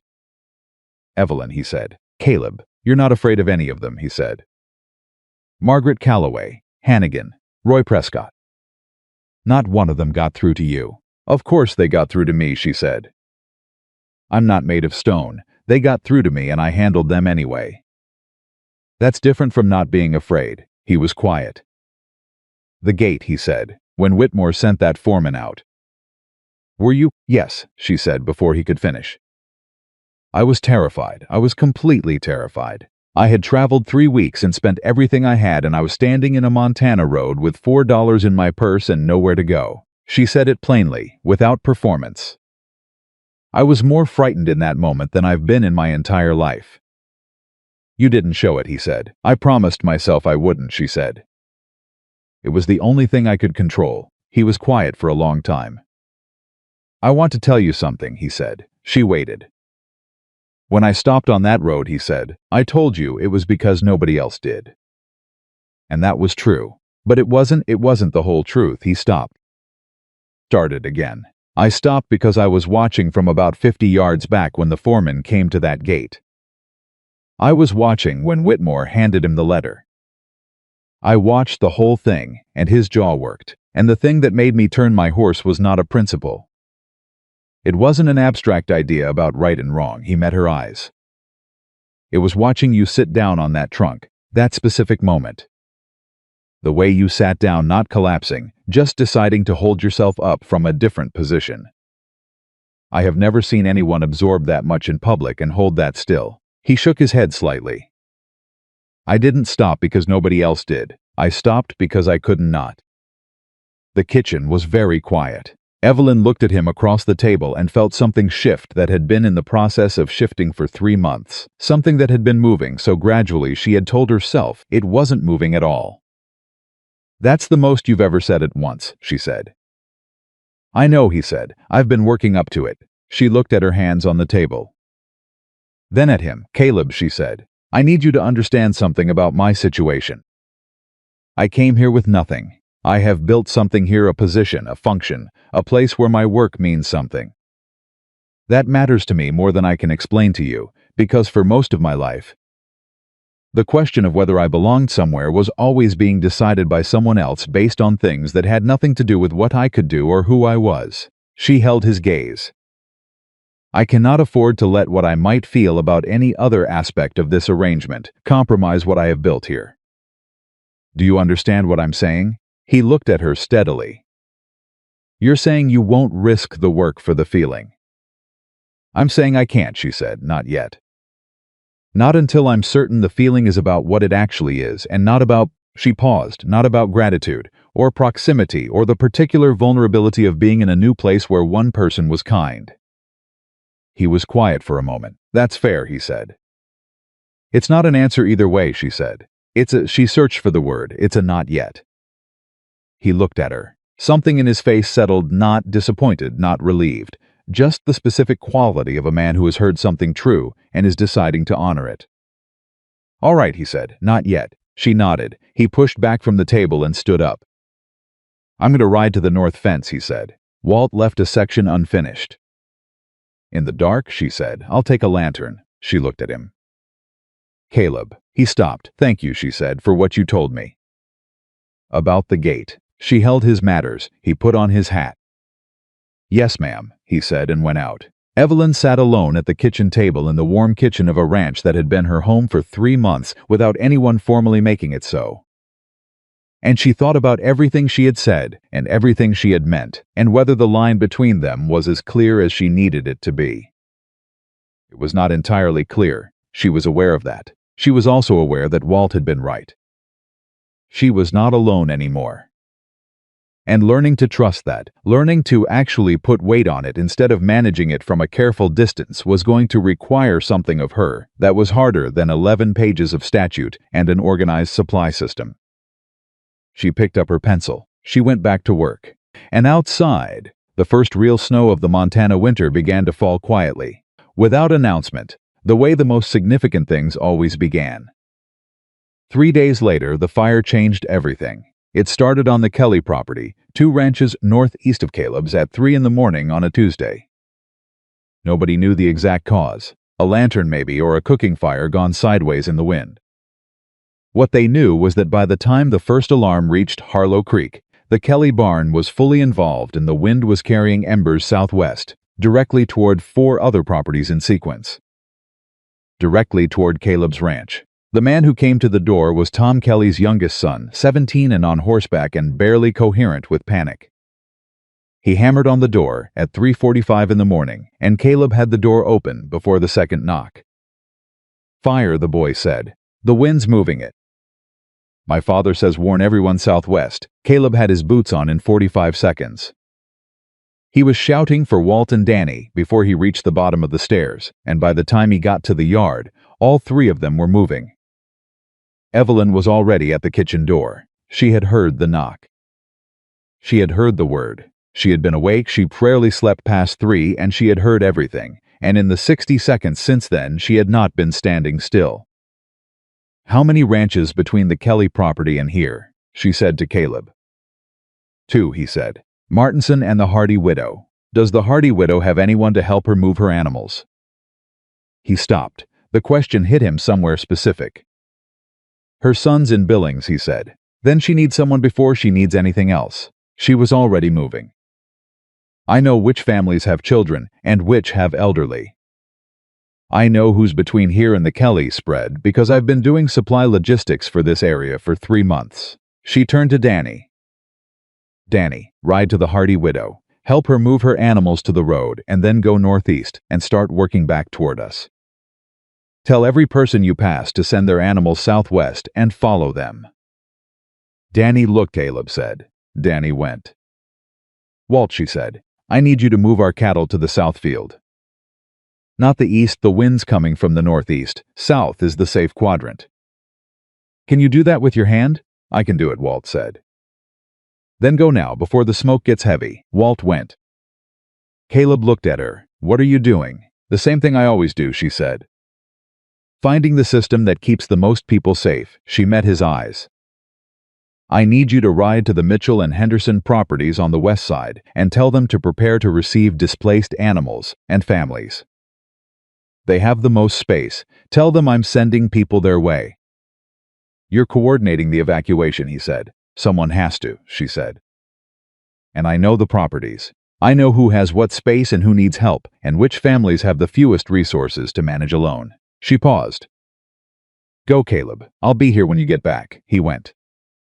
And Evelyn Hartwell, the woman they had laughed at, outside Whitmore's gate, the woman Margaret Calloway had watched with performing eyes, the woman Roy Prescott had driven out to manage, stood in the yard of Caleb Whitlock's ranch in the middle of a Montana night and began directing people.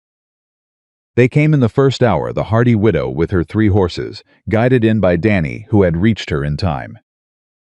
2 of the Martinson children, separated from their parents in the smoke, who Evelyn sat at the kitchen table, with blankets and warm water, and a calm voice that told them their mother and father were coming, and that they were safe here.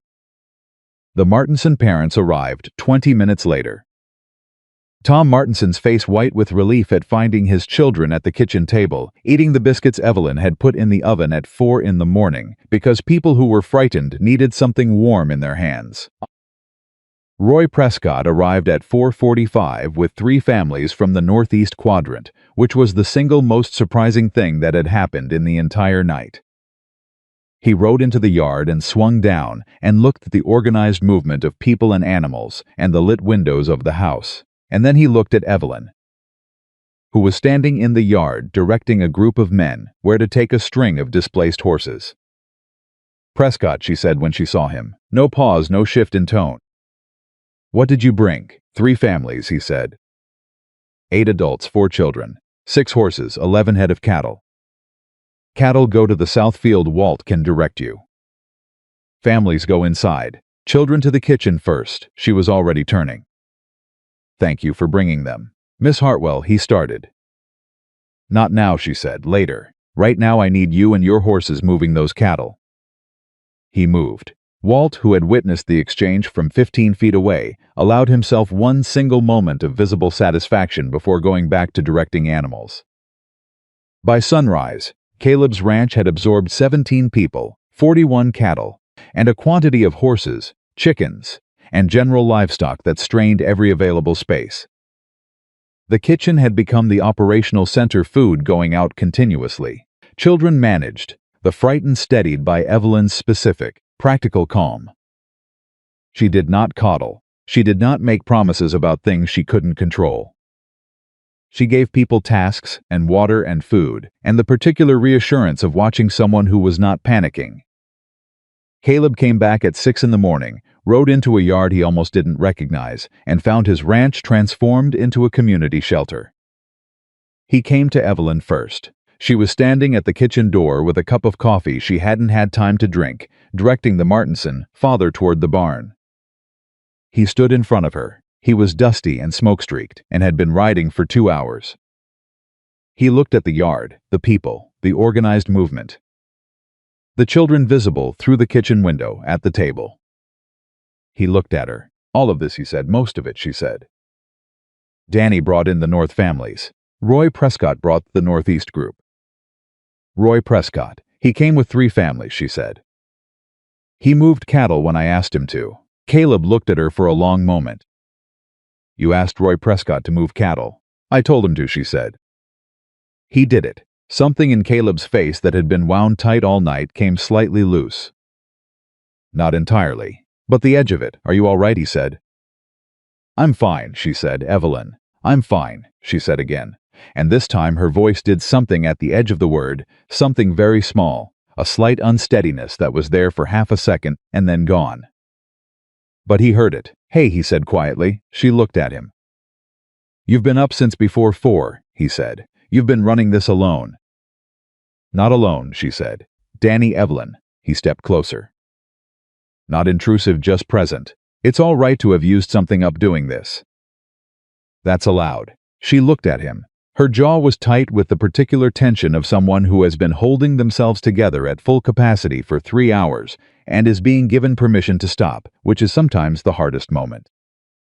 The Martinson children were alone when they arrived, she said. Separated from their parents, they were very frightened.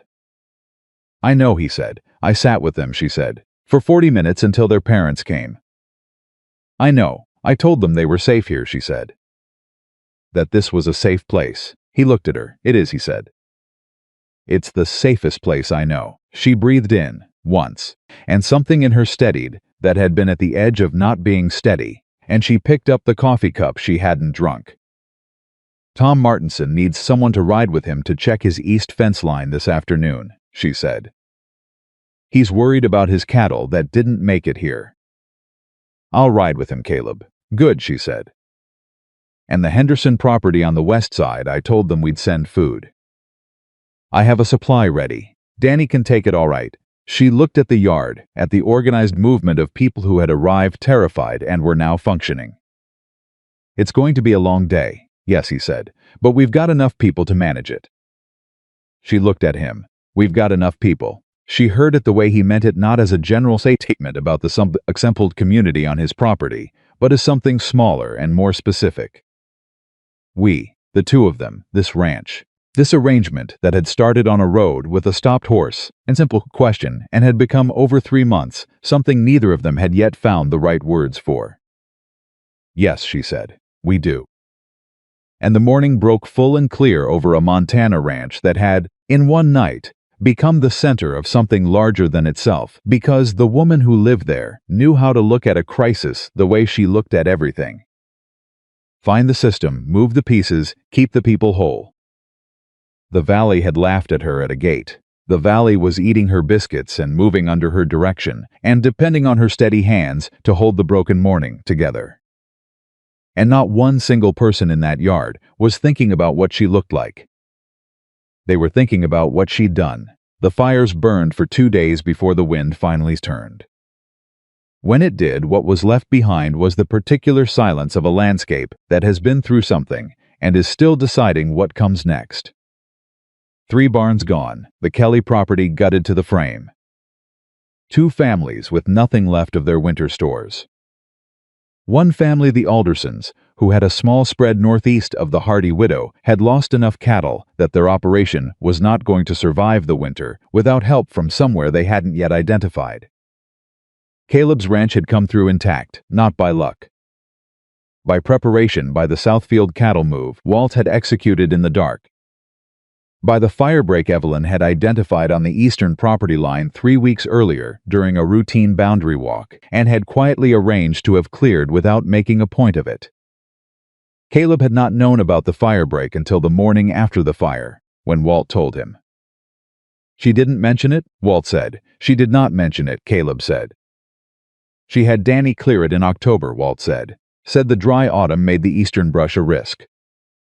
Didn't want to bother you with it because the cost came in under the monthly supply budget and she handled it herself. He paused. That firebreak is the reason we still have a barn. Caleb stood with that for a moment. She cleared a firebreak in October, he said. For a fire that happened in November, Walt said. Yes. He found her in the kitchen, where she had been operating continuously for 48 hours. Cycling between feeding the families still sheltering on the property and coordinating what had become an informal community recovery effort that nobody had officially organized, but that everyone was participating in because Evelyn had made it easier to participate than not to. He stood in the kitchen doorway and waited until she looked up from the ledger she was working on a new one. He noticed that appeared to be tracking donated supplies against the needs of the affected families with the same precision she applied to everything. The firebreak, he said. October, she said.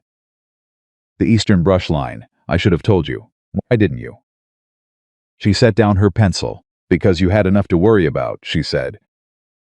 And because it fit within the budget I was already managing, and I didn't want to. She stopped. Didn't want to what, he said. She was quiet for a moment. I didn't want to seem like I was reaching beyond my role, she said. making decisions about the property that weren't explicitly mine to make. He looked at her steadily. You saved the barn. I identified a risk and addressed it, she said. That's different. It's not different, he said. And from this moment, decisions about this property are yours to make. All of them, within whatever limit makes sense. You don't ask my permission for things that fall inside your judgment and your expertise. He held her gaze. That's what a partner does, not a manager, not an employee. A partner. The word landed differently than she expected. She looked at him for a long moment.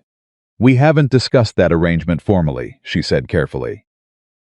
Discussing it now, he said, formally. She breathed in once. Looked at the ledger. Looked back at him. I'll think about it, she said.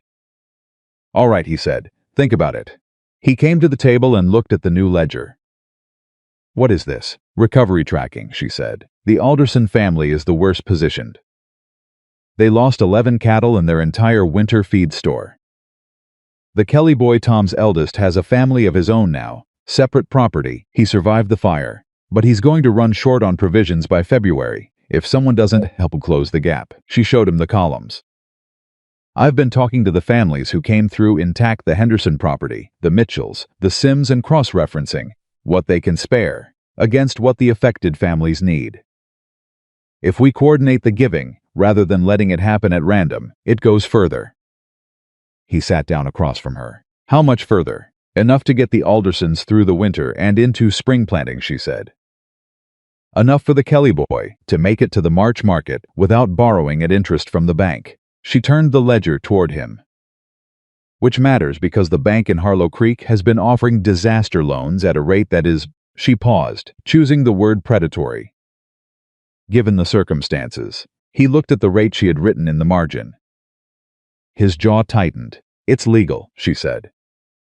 It shouldn't be, but it is, she tapped the ledger. Which is why it matters that we get to these families before the bank does. If they can cover their gaps through community sharing, they don't need the loan. And if they don't need the loan, the bank doesn't get its hooks into property that's already weakened. He looked at her across the table. You've been awake for 2 days, he said. And you're sitting here protecting the financial futures of families who 3 months ago thought you were a charity case on my property. Their financial futures affect this whole valley, she said. Which affects this ranch. She met his eyes. Also their people, and they need help, and I'm in a position to help them. That's sufficient reason on its own. He was quiet. Then what do you need from me? Your name, she said. When I go to the Henderson property and the Mitchells and ask them to contribute to the recovery pool, it carries more weight if you're asking alongside me. You've been here your whole life. They know you. Done, he said. When do we go? This afternoon, she said, after the Martinsons head home. I'll have the horse ready at 1, he said, and stood up. He was at the doorway when she said, Caleb. He turned. Partner, she said, testing the word, not agreeing exactly. Just holding it up to the light. He looked at her. Yes, ma'am, he said. That's the word. She looked down at the ledger. He could see from the doorway the smallest possible curve at the corner of her mouth. He went to saddle the horses. They spent the afternoon riding together to 4 properties, and at each one the conversation was the same in structure and different in detail. Evelyn presented the recovery numbers clear, specific, showing exactly what was needed and exactly how each family's contribution would land. Caleb vouched for the plan and for her in the specific way of a man whose word in this community meant something. The combination worked in a way neither of them could have achieved alone. Her precision gave the plan credibility. His presence gave it trust. By the time they rode back to the ranch in the late afternoon, they had commitments from every property they'd visited. Enough feed for the Aldersons through March. Enough dry goods for the Kelly family through February. A rotating labor commitment from 3 different ranches to help the Kellys rebuild what the fire had taken. That's more than I projected, Evelyn said, looking at the notes in her small book as they rode. People want to help, Caleb said. They just needed someone to show them how.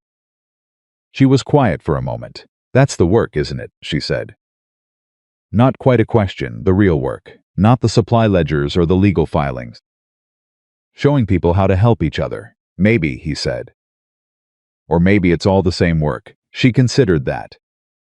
You might be right, she said.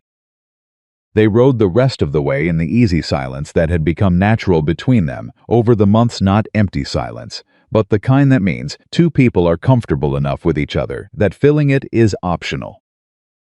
It was the most natural thing that had happened to Caleb in years, and he was aware of it in the specific way a person is aware of something they are trying not to count on before they know they can. The first consequence of the fire that none of them had anticipated came 3 days later, in the form of a letter. It was addressed to Evelyn, which was unusual enough. Mail for her came rarely and usually from Ohio, her mother's careful handwriting on the envelope. But this envelope was different. The return address was a law office in Billings. The handwriting was formal and impersonal. She opened it at the kitchen table after supper, while Caleb was reviewing the week's cattle numbers, and Walt was sharpening a tool at the counter, and Danny had fallen half asleep in his chair. She read it once. She read it again. Then she set it down on the table with a deliberateness that was different from her usual precise movements, slower, more careful, the way a person sets something down when they need a moment before they speak. Caleb looked up. What is it? She slid the letter across the table. He picked it up and read it, and his expression changed as he went through it, not dramatically, but specifically. A narrowing around the eyes and a stillness in the jaw that meant he was processing something that required care. He set it down. Bennett Whitmore, he said. Yes, she said. The letter was from Whitmore's attorney. It was formally and professionally worded, which made its content no less extraordinary. Bennett Whitmore. Having observed the letter's language, the significant contribution made by Miss Evelyn Hartwell to the recovery efforts following the November fires in the Harlow Creek Valley, and having consulted with several members of the community regarding her capabilities, wished to extend a formal offer of employment as estate manager for the Whitmore Ranch, at a salary that was, by any standard in the territory, exceptional.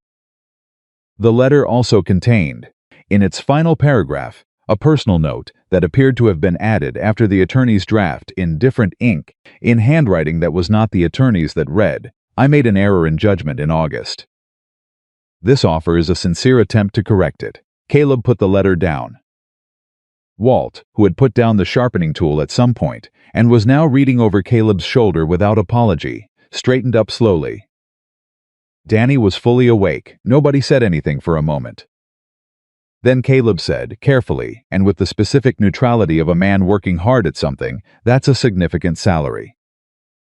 "Yes," she said. "The Whitmore Ranch is 3 times the size of this one." Yes. "The position he's describing is..." He stopped. Started again. "It's exactly what you came to Montana to do," he said. "What you told me in the kitchen that first evening. Managing an operation. Real resources." "Yes," she said. Her voice was even, her face was even. She was looking at the letter on the table between them. Walt moved to the doorway quietly, and Danny followed him with unusual tact, and then they were alone in the kitchen. "What are you going to do?" Caleb said. She looked at him then directly, the way she looked at everything she was taking seriously. "I don't know yet," she said. "I wanted you to see it first." "Why? Because you're my partner," she said. The word she had tested 3 days ago and was now using with the specific weight of someone who has decided it fits. "And because whatever I decide, it shouldn't be decided without you knowing the full situation." He was quiet for a long time. Outside, the wind moved across the property, across the south field where the cattle had survived the fire, across the eastern fence line where the firebreak had held, across the barn that still had its roof because of a decision made in October by a woman with a supply ledger and a habit of looking at risk before it arrived. "Evelyn," he said. "Caleb, I need to say something, and I need you to hear it as information, not as pressure," he said. "Can you do that?" "I can try," she said. He looked at his hands on the table for a moment, then at her. "You walked through my gate 3 months ago with $4 and a trunk and more capability than anyone in this valley has seen in a decade. You built something here. Not just the supply system or the records or the firebreak, you built the thing underneath all of that. The way this place operates, the way these men feel about where they work. The way the community came here when everything went wrong and trusted that you'd know what to do. He paused. That's not a job. That's not a position you filled. That's something you created. He held her gaze. I don't know what the right decision is for you, and I'm not going to tell you I do. But I know that what you built here, it exists. It's real. And it belongs to you in a way that has nothing to do with the arrangement we formalized or the salary or anything else. She looked at him. That wasn't just information, she said. That was a case. Maybe it was both. She stood up from the table and went to the window and stood there for a moment, with her back to him, looking out at the ranch in the early evening dark. He waited. I'm going to write back to the attorney, she said. He waited. I'm going to decline, she said. He breathed in once. Evelyn, let me finish, she said, and her voice had something in it he hadn't heard before, not hard, but certain in a way that was different from her usual certainty, which was always about facts and figures. This was something else. I'm going to decline because I am not interested in working for a man who assessed my value in August based on what I looked like and is now attempting to correct that error by offering me money. She turned from the window. I am not a mistake that becomes worth something once the right person notices the bottom line. I was worth something at that gate. I was worth something when he handed that letter to his foreman and turned his back on me. She met Caleb's eyes. And I am not going to go work for him as if that's the story I want to tell about how I ended up where I belong. The kitchen was completely still. Caleb looked at her. Where you belong, he said. Here, she said, simply. Finally, without condition or qualification, here is where I belong. I built this. I am not leaving what I built because a man who dismissed me has decided to reconsider. Caleb stood up from the table. He stood in the kitchen and looked at this woman who had arrived with nothing and had turned his struggling ranch into a functioning, organized, community-anchored operation. Who had faced Roy Prescott alone and Bennett Whitmore's dismissal and Margaret Calloway's eyes and every sideways comment in every town street, and had walked through all of it without losing 1 degree of herself. All right, he said. His voice was steady, but there was something underneath it that wasn't quite steady. Then you're staying. I'm staying, she said. He crossed the kitchen. He stopped in front of her close, the closest he'd stood since the wagon in the yard with the late light on the grass, and he said quietly, Then there's something else I need to say. Go ahead, she said. The not yet, he said. From 3 months ago.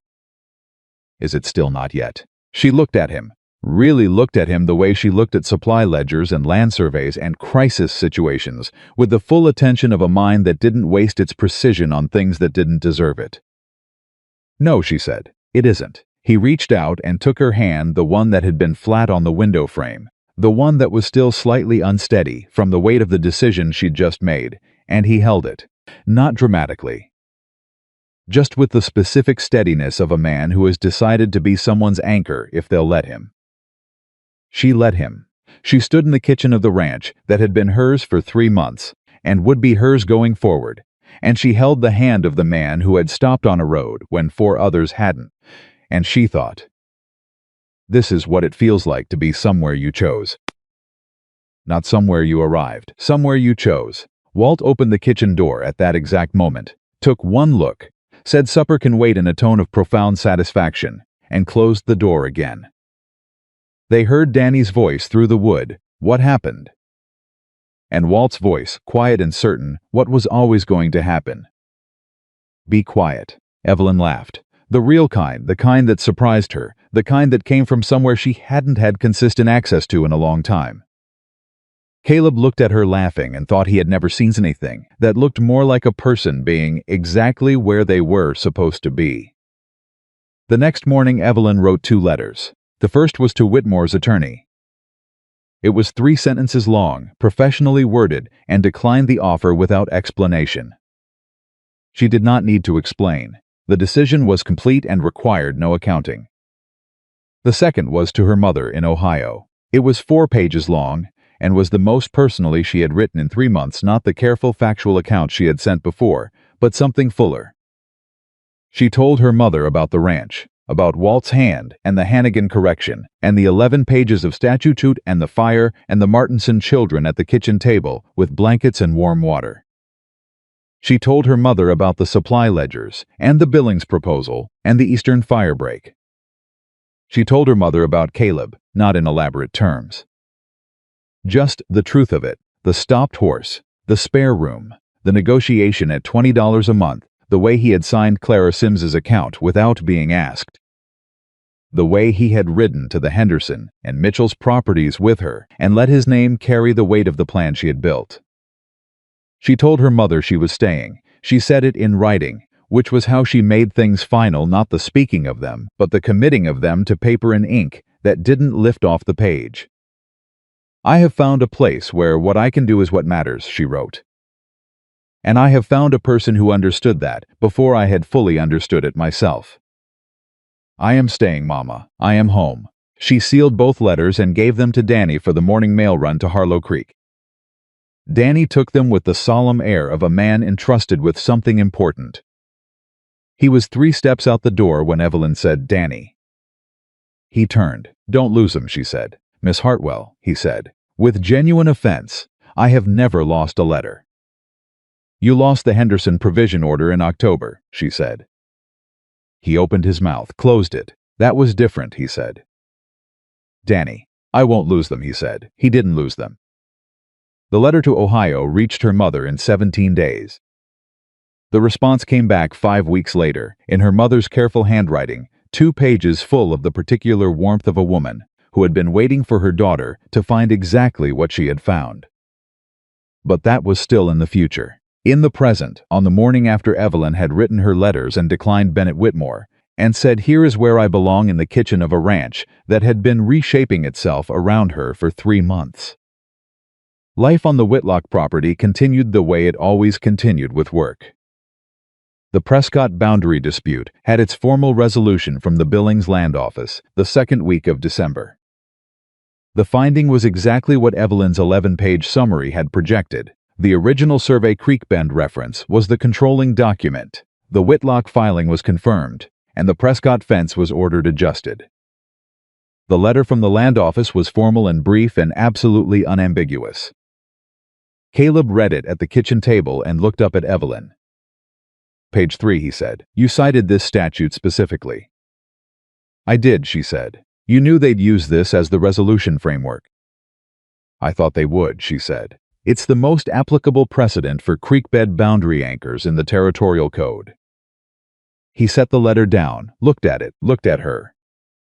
"I'm going to need you to explain something to me," he said.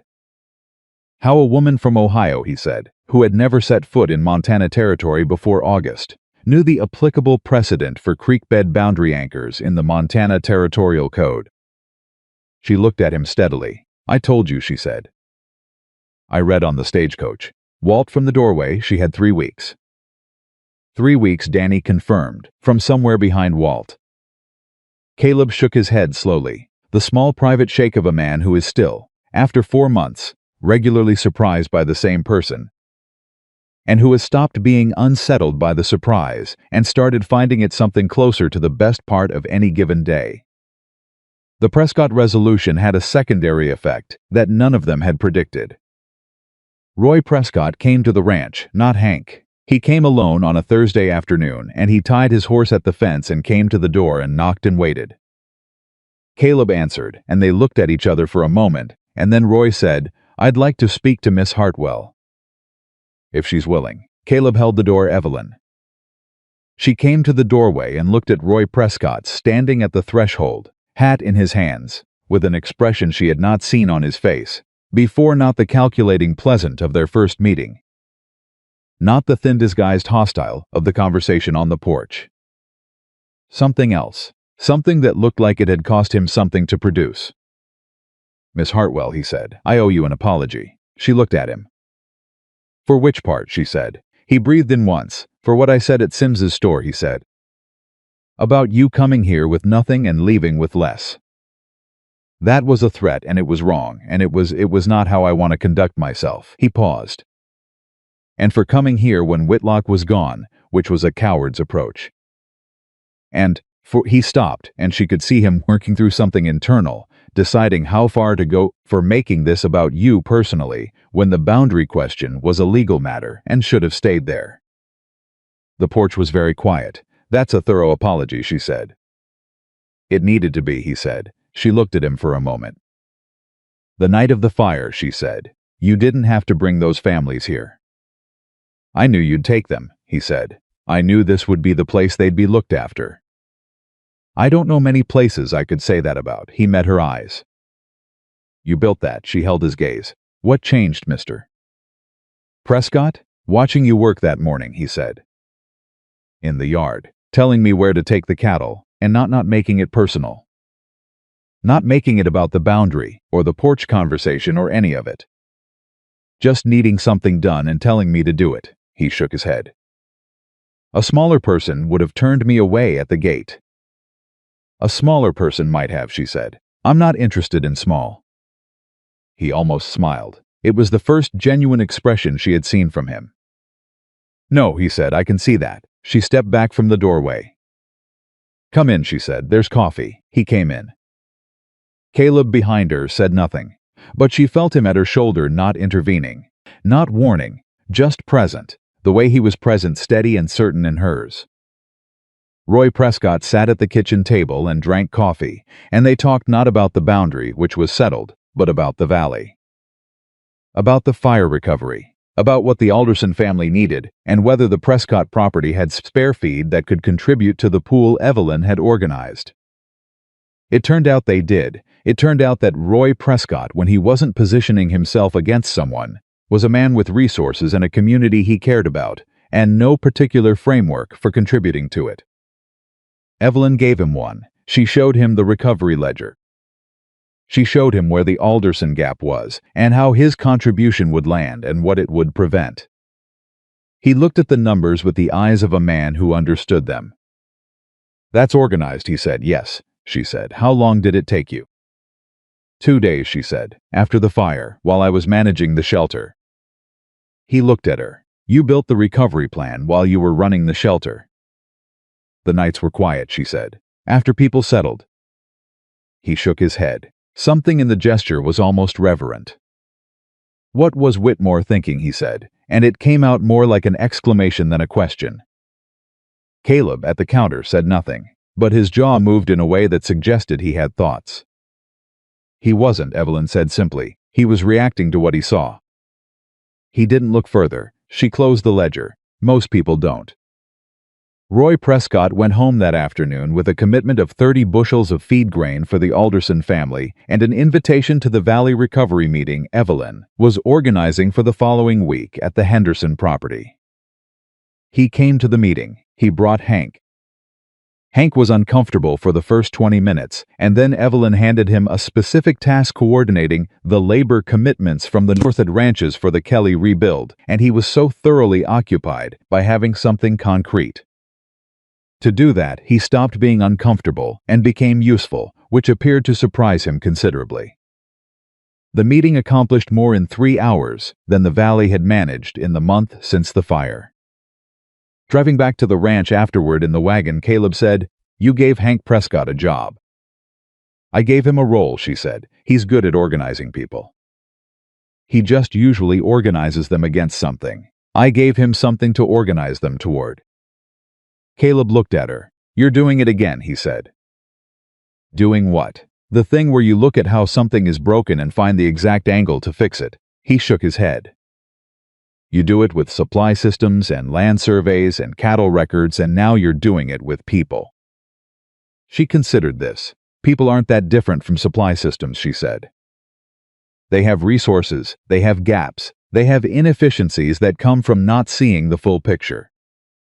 You show them the full picture, and most of them want to help. They just needed someone to—" She stopped. "Show them how," Caleb said. What he had said the afternoon they rode to the Henderson and Mitchell properties. Coming back around. "Yes," she said. He looked at the road ahead for a moment. The winter dark was coming in early. The ranch lights would be visible soon. "Evelyn," he said. "Caleb, I want to ask you something," he said. "And I want you to take as long as you need to answer it. Days, if that's what it takes." She turned to look at him on the wagon seat. "I want to ask you," he said, "if you would be willing to make this permanent. Not the arrangement, not the partnership, though that too. He held the reins steady and looked straight ahead for a moment, and then looked at her. "I want to ask you to marry me, not because of the ranch. Not because of the practical arithmetic of two people who work well together. Because I have not looked forward to a single day of my life the way I look forward to every day that you are in it, and that is not a feeling I am willing to go back to living without." The wagon moved through the cold evening. Evelyn looked at him. She thought about a gate in August, about a trunk in the dust and $4, and a promise to herself not to break at a stranger's fence. She thought about a stopped horse and a simple question and a kitchen, with 3 containers of salt and a spare room and $20 a month. She thought about what she had told her mother. "I have found a place where what I can do is what matters." She thought about "here is where I belong," said in a kitchen to the man beside her now. "You said days," she said. "I don't need days," she said. He looked at her. "Yes," she said, "that's my answer." Yes. He breathed in once the specific intake of a man receiving something he had wanted and had been careful not to count on, and then he reached over and took her hand on the wagon seat, the way he had in the kitchen, with the same steadiness. They drove back to the ranch in the winter dark, hand in hand on the wagon seat, the lights of the property coming up ahead of them, warm and certain. Walt was at the barn when they came through the gate. He looked at the wagon. He looked at their hands. He looked at Caleb's face and Evelyn's face, and he made a sound that was not quite a word, but contained everything a word would have. "Well," he said. "Well," Caleb said. Walt looked at Evelyn. She looked back at him. Finally, Walt said, flat, satisfied, the tone of a man whose patience has been vindicated. "Don't," Caleb said. "I'm not saying anything," Walt said, and went back into the barn. Danny came out of the house at that moment, saw their hands, looked at Walt's retreating back, looked at the wagon, and said, in the voice of a man arriving late to a situation and working very fast to catch up, "Did something happen?" "Yes," Evelyn said. Or, "Yes," she said again. Danny's face did something large and genuine and uncontrolled. He pointed at Caleb. "I knew," he said. "I knew from the biscuits." "Get inside, Danny," Caleb said. "I knew from the first biscuits," Danny said, going inside. "I said to myself, Danny, this woman is going to." The door closed. Evelyn stood in the yard of her ranch in the Montana winter and looked up at the stars bigger out here than Ohio stars, more absolute. The sky making its point without apology, and she thought about the distance between that gate in August and this yard in December, measured not in miles but in everything she had built between them. She had not traveled to Montana looking for love. She had traveled to Montana looking for a place where she was seen. She had found both, and the woman who had been laughed at a gate on a summer morning was standing in the same territory 4 months later, with the deed to her future in her hands and the stars overhead and everything she had built solid and real and entirely her own beneath her feet. The engagement lasted exactly 11 days before the town of Harlow Creek found out about it, which was roughly 11 days longer than Walt had expected it to take. The information escaped through Danny, which surprised nobody. Danny had not told anyone directly. He had simply been in Aldous' store on a provision run and had been so visibly, uncontrollably pleased with himself that Aldous, who had been reading people across a counter for 20 years, had said, "All right." What happened? And Danny had lasted approximately 4 seconds before it came out of him like water through a cracked dam. By Saturday morning, it was in the air of every ranch and parlor within 10 miles of Harlow Creek. By Saturday afternoon, Margaret Calloway had opinions about it. She came to the ranch herself this time, which was different from sending Gerald. She came with 2 other women, Harriet Bowman, whose husband owned the largest feed operation in the county, and a younger woman named Susan Cole, whose husband was the territorial land clerk Abner, the one who had processed the Whitlock boundary filing. The 3 of them arrived in a good buggy, dressed for a visit that was meant to look social and was not. Evelyn saw them coming from the kitchen window. She took off her apron, folded it over the chair back, and went to the door. "Mrs. Calloway," she said when they pulled up. "Mrs. Bowman, Mrs. Cole, come in." Margaret Calloway came in the way she went everywhere, like the room had been waiting for her. She sat at the kitchen table without being invited to sit, looked around the kitchen with the particular attention of a woman cataloging evidence, and then looked at Evelyn. "We heard the news," she said. "Which news is that?" Evelyn said pleasantly, setting the kettle on. "That Caleb Whitlock has asked you to marry him," Margaret said. "And that you said yes." "That's accurate," Evelyn said. "We came to express our thoughts," Margaret said. "I assumed so," Evelyn said. Margaret blinked. "Yes," she said, thrown slightly by the calm. "Thank you."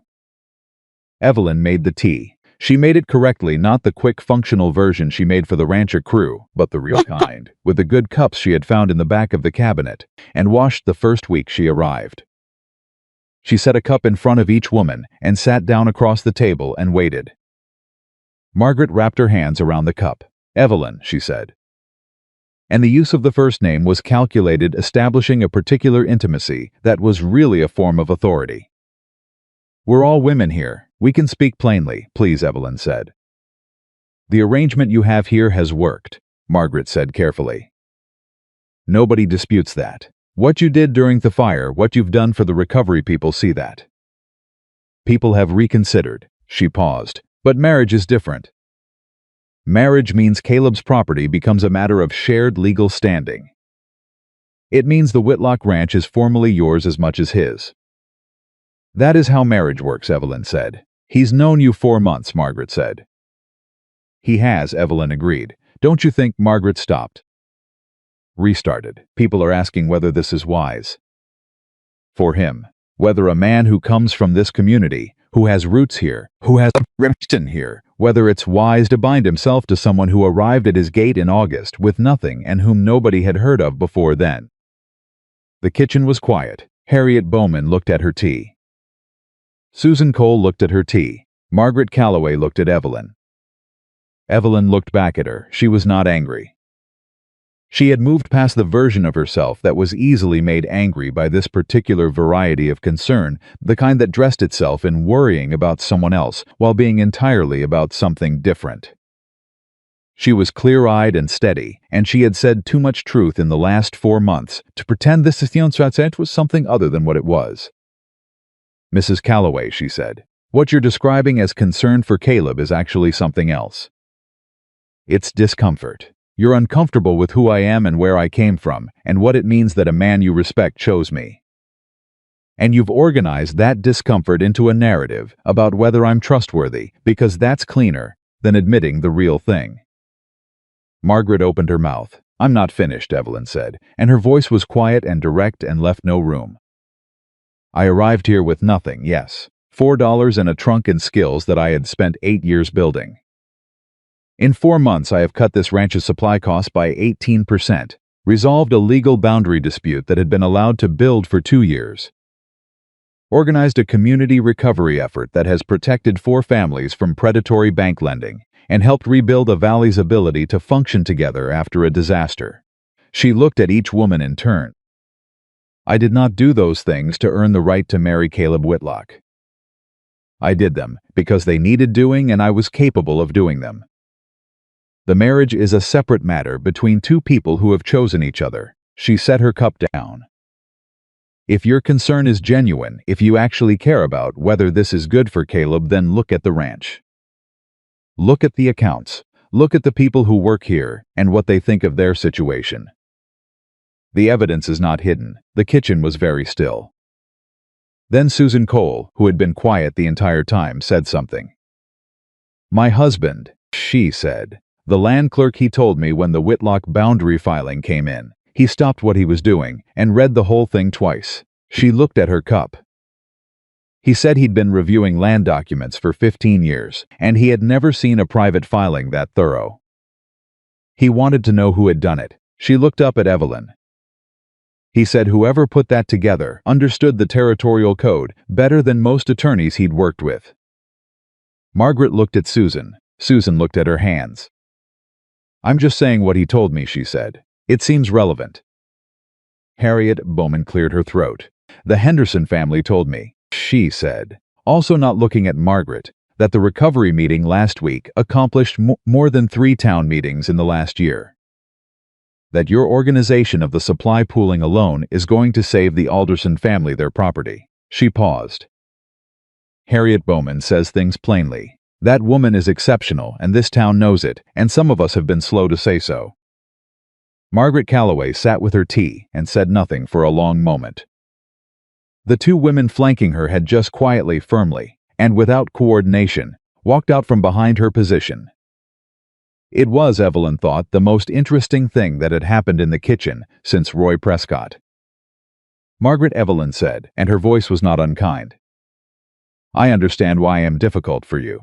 I arrived here wrong way. Wrong circumstances. Wrong appearance. Wrong amount of money. And then I didn't behave the way a woman in my position was supposed to behave. I didn't disappear or diminish or make myself small enough to be ignored. She held Margaret's gaze. I don't think you're a bad person. I think you organize the world in a particular way, and I don't fit the organization, and that genuinely unsettles you. She paused. But your discomfort is not my responsibility to manage. And I am not going to be small so that you can be comfortable. Margaret looked at her for a long moment. Then she picked up her tea and drank from it and set it down and said, stiffly but without the performance of before, "The tea is very good." Thank you, Evelyn said. They sat in the kitchen for another 30 minutes. The conversation shifted not dramatically, but actually, the way things shift when the pretense has been abandoned and what's left is just people in a room. Harriet Bowman asked about the supply pooling system and whether it could be applied to the regular provision runs the ranch wives did, because the duplication of effort across separate households was, as she put it, wasteful. Evelyn talked through the system. Susan Cole asked about the boundary filing process and whether ordinary property owners could use the same statute framework for their own records. Evelyn explained it. Margaret Calloway asked, near the end, in a different tone than she'd arrived with, where did you learn all of this? The law, the accounting, the systems. Books, Evelyn said, and 8 years of having to make things work on a budget that didn't cooperate. She looked at Margaret. And a stagecoach with 3 weeks and nothing else to do. Margaret was quiet. I owe you an apology, she said finally. The words came out with the particular effort of a person who doesn't apologize easily and knows it and is doing it anyway. For the store, for the first month, for she stopped organizing it, for deciding what you were before you had this chance to be anything. Evelyn looked at her. Yes, she said, you do. I'm offering it, Margaret said. I know, Evelyn said. I accept it. It was not a warm reconciliation. It was not the beginning of a friendship, but it was real two women sitting across a kitchen table and being honest about something, which was more than either of them had managed in the 4 months since August. They left an hour after they arrived. Susan Cole pressed Evelyn's hand at the door. Harriet Bowman said she'd send her provision ledgers over if Evelyn was serious about looking at the consolidation system. Margaret Calloway nodded, which from Margaret was approximately the equivalent of an embrace. Caleb came back from the south field to find the Calloway buggy turning out of the gate and Evelyn standing on the porch watching it go. He came to stand beside her. Yes, she said. And it went the way things go when you stop letting people have a version of you that isn't true, she said. She looked at him sidelong. Also, Harriet Bowman is going to send her provision ledgers for the consolidation project. Of course she is, he said. She almost smiled. Come inside. I saved you tea. The wedding was planned for March. Evelyn had specific views about March. It was the point in a Montana winter when the worst was definitively over, and the ground was beginning to consider the possibility of spring, which seemed to her the correct metaphor for beginning something. Caleb had no views about March in particular, except that it was the month Evelyn had chosen, which made it the right month by definition.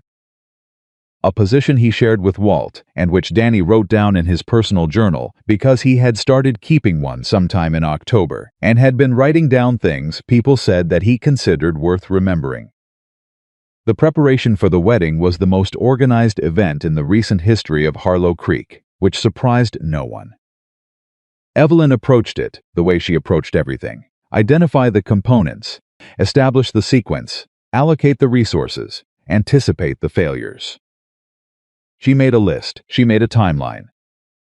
She made a budget that was reasonable and stuck to it, and found two places where she could reduce costs without reducing anything that mattered, which she always found in everything, because looking for efficiency was simply how her mind worked. What she had not planned for was her mother. The letter from Ohio had arrived in January, the response to the 4 pages Evelyn had written after declining Whitmore's offer. Her mother's handwriting, 2 careful pages, full of the warmth Evelyn had been carrying with her since Ohio. But the last paragraph of that letter had contained a question: would you want me there for the wedding?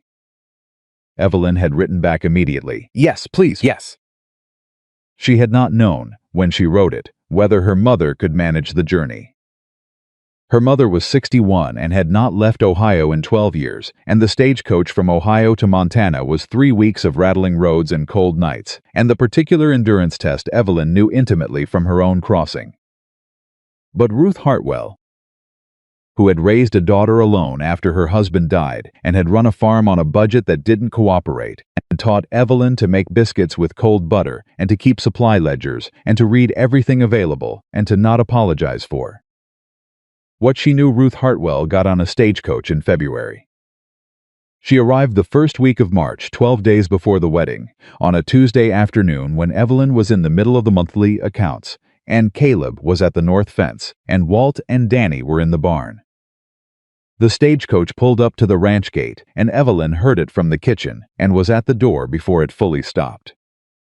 Her mother stepped down from the coach, 61 years old, smaller than Evelyn remembered, or maybe Evelyn had simply grown used to the scale of this place and everyone in it.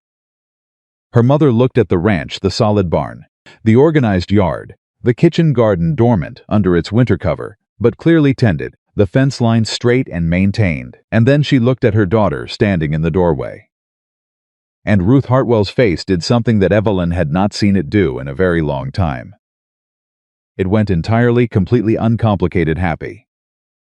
Evelyn crossed the yard and her mother opened her arms and they stood in the Montana cold holding each other, and Evelyn thought, against the solid warmth of her mother's embrace, "I brought her here. I have somewhere to bring her. You look well," her mother said into her hair. "I am well," Evelyn said. "I am genuinely well, Mama." Mother pulled back and looked at her face with the specific attention of a woman who has been looking at her daughter's face for 28 years. And can read it the way Evelyn reads supply ledgers, every column, every figure, everything that was true and everything that was held back.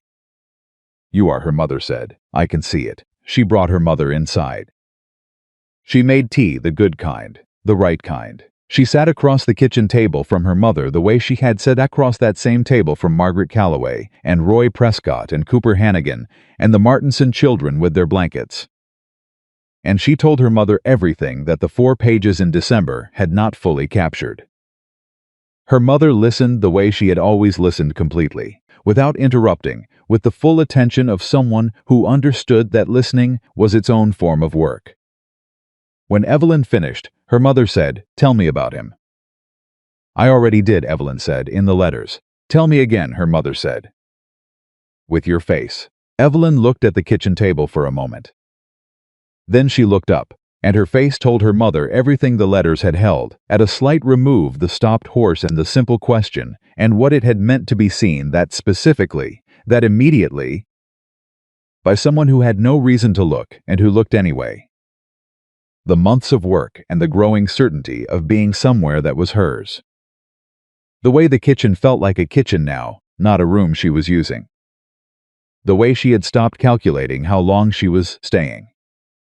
Her mother reached across the table and covered Evelyn's hand with hers. "All right," she said. "I'd like to meet him."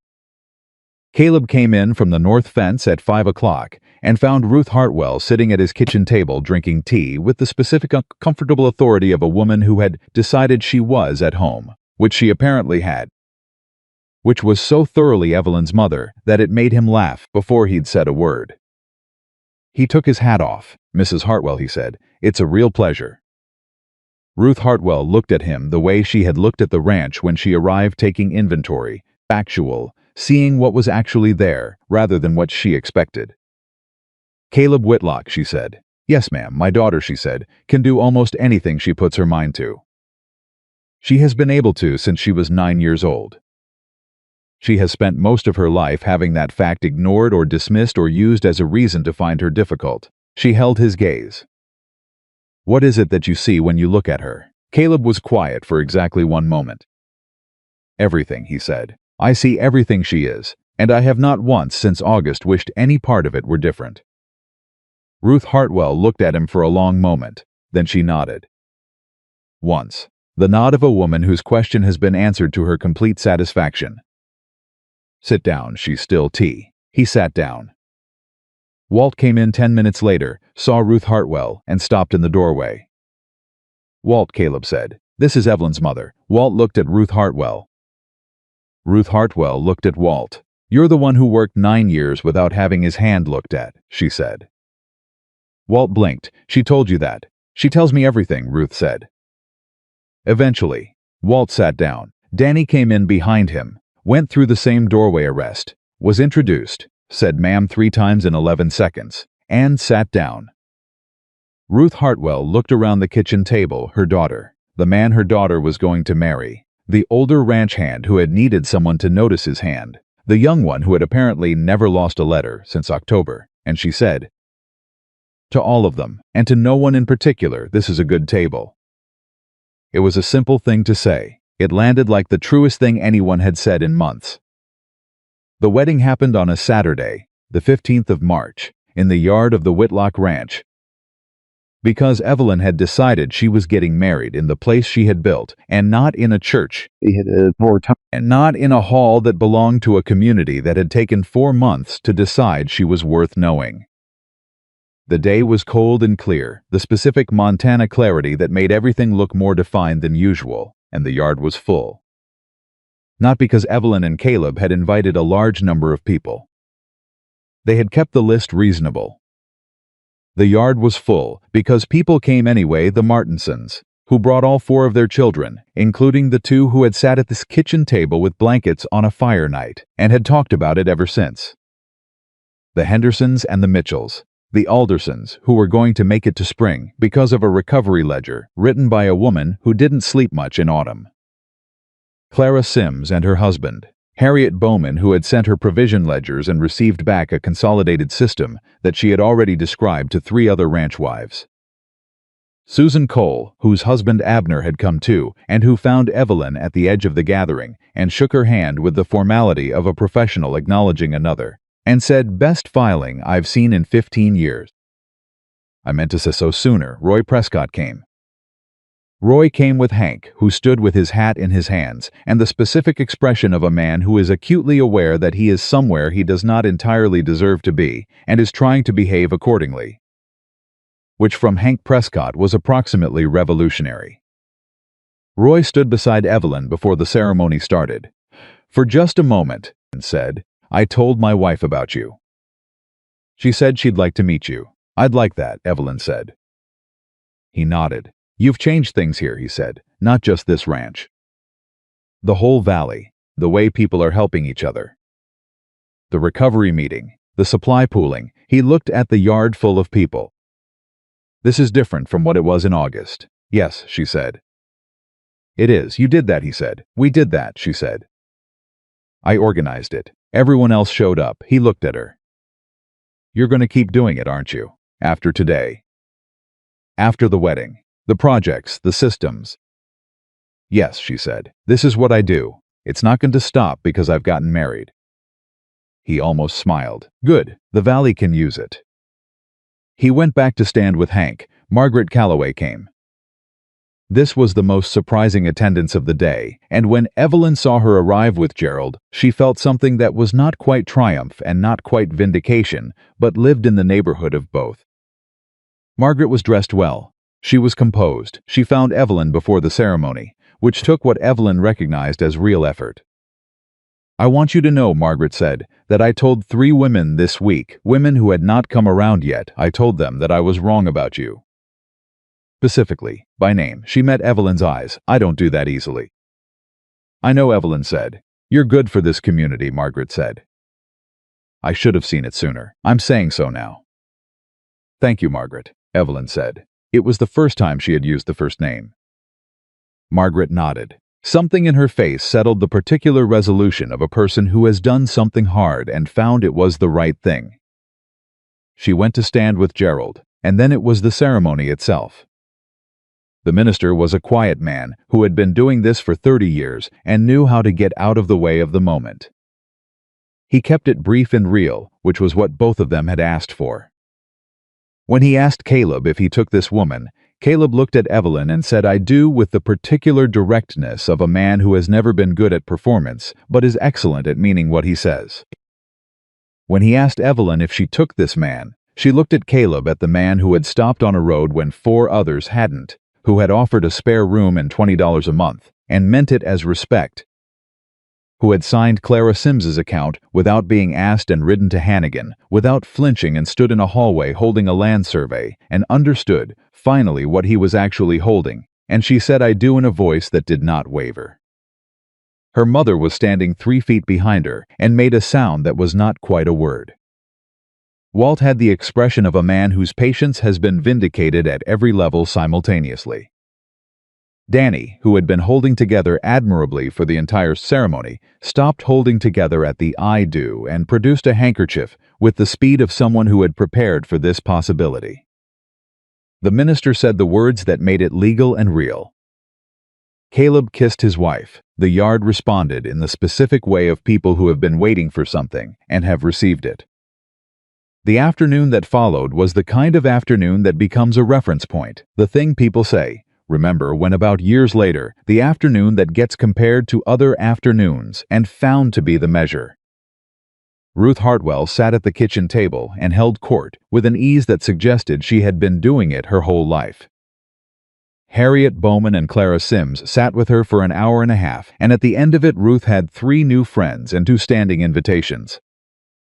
Evelyn moved through the yard and the house the way she had moved through the fire, morning present everywhere, noticing everything, making sure every person had what they needed, which was not hostess performance but simply how she was made. At one point she found herself standing near the barn with Roy Prescott, watching the yard, and Roy said, "What do you think about next year, for the valley? For the coordination you've been building?" And Evelyn started talking. She had been thinking about it. Of course she had. She had been thinking about a formal cooperative, for the supply pooling, a structure that would let the ranches in the valley share resources systematically rather than reactively.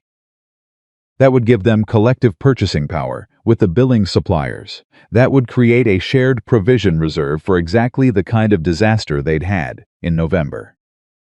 Roy listened. He asked questions, real ones, the questions of a man engaging with an idea rather than performing interest. Caleb appeared at Evelyn's shoulder at some point and listened without interrupting. When she finished, Roy said, "You'd need someone to anchor the North Side ranches. Someone those families trust." "Yes," she said. "I could do that," he said. She looked at him. "I know," he said, "given everything. But I could do it, and I'd do it right." She held his gaze for a moment.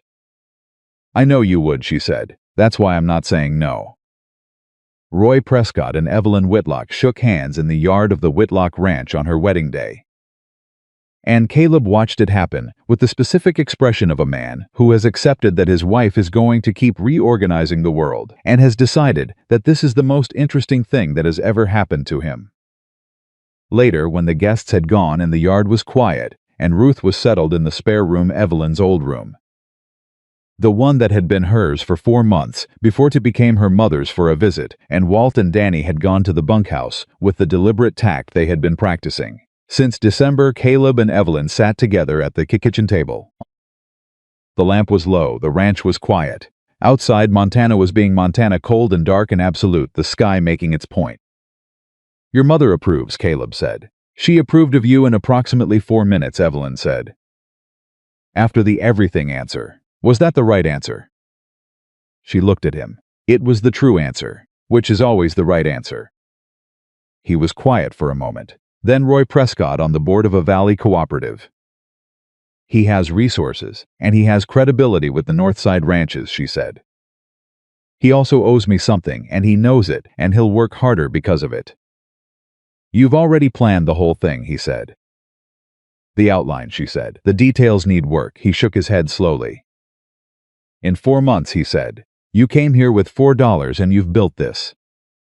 He gestured, not at the kitchen specifically, but at everything outside it, the ranch, the valley, the people who had been in this yard today. The changed relationships and the recovery ledger and the boundary filing and the 11 pages of statute and all the distance between August and March. How did you know, he said, when you sat on that trunk outside Whitmore's gate? How did you know you'd be all right? She thought about it honestly. I didn't, she said. I sat on that trunk and I did not know. I had $4 and a promise to myself not to break in front of strangers and no plan beyond that. She held his gaze. What I knew was that I had not come all that way to let one man's bad judgment be the final word on my value. I knew that much, she paused. The rest I figured out when I got to it. He looked at her, one step at a time. One step at a time, she said. The way everything actually gets done. He reached across the table and took her hand. She held it. The same steadiness as always, the anchor she had learned to put weight on, that had held every time she'd tested it. Evelyn Whitlock, he said, using the name for the first time. She let it settle over her, tried its weight. That's going to take some getting used to, she said. You've got time, he said. She looked around the kitchen, her table, her lamp, her ranch outside the window, and her mother in the spare room, and her husband across the table, and 4 months of work visible in every organized shelf and reconciled ledger and straight-hung pot. She thought about the gate. She thought about the foreman's hand through the slats, and the laughter in the yard, and the trunk in the dust, and the arithmetic of $4 against nowhere to go. She thought about a stopped horse. She thought about here. Yes, she said, I do. And that was the whole of it, the entire distance from a gate in August to a kitchen in March, traveled one step at a time by a woman who had known, even when she didn't know anything else, that a single man's failure to see her was not the same as being invisible. She had crossed 5 states searching for a place where what she could do was what mattered. She had found it. She had built it. She had earned every inch of it with her own hands and her own mind and her own refusal to be made smaller than she was. The woman they rejected at the gate became the woman who saved the ranch. The woman who saved the ranch became the woman who rebuilt the valley. And the valley that had laughed at her in August stood in her yard in March and called her by her name.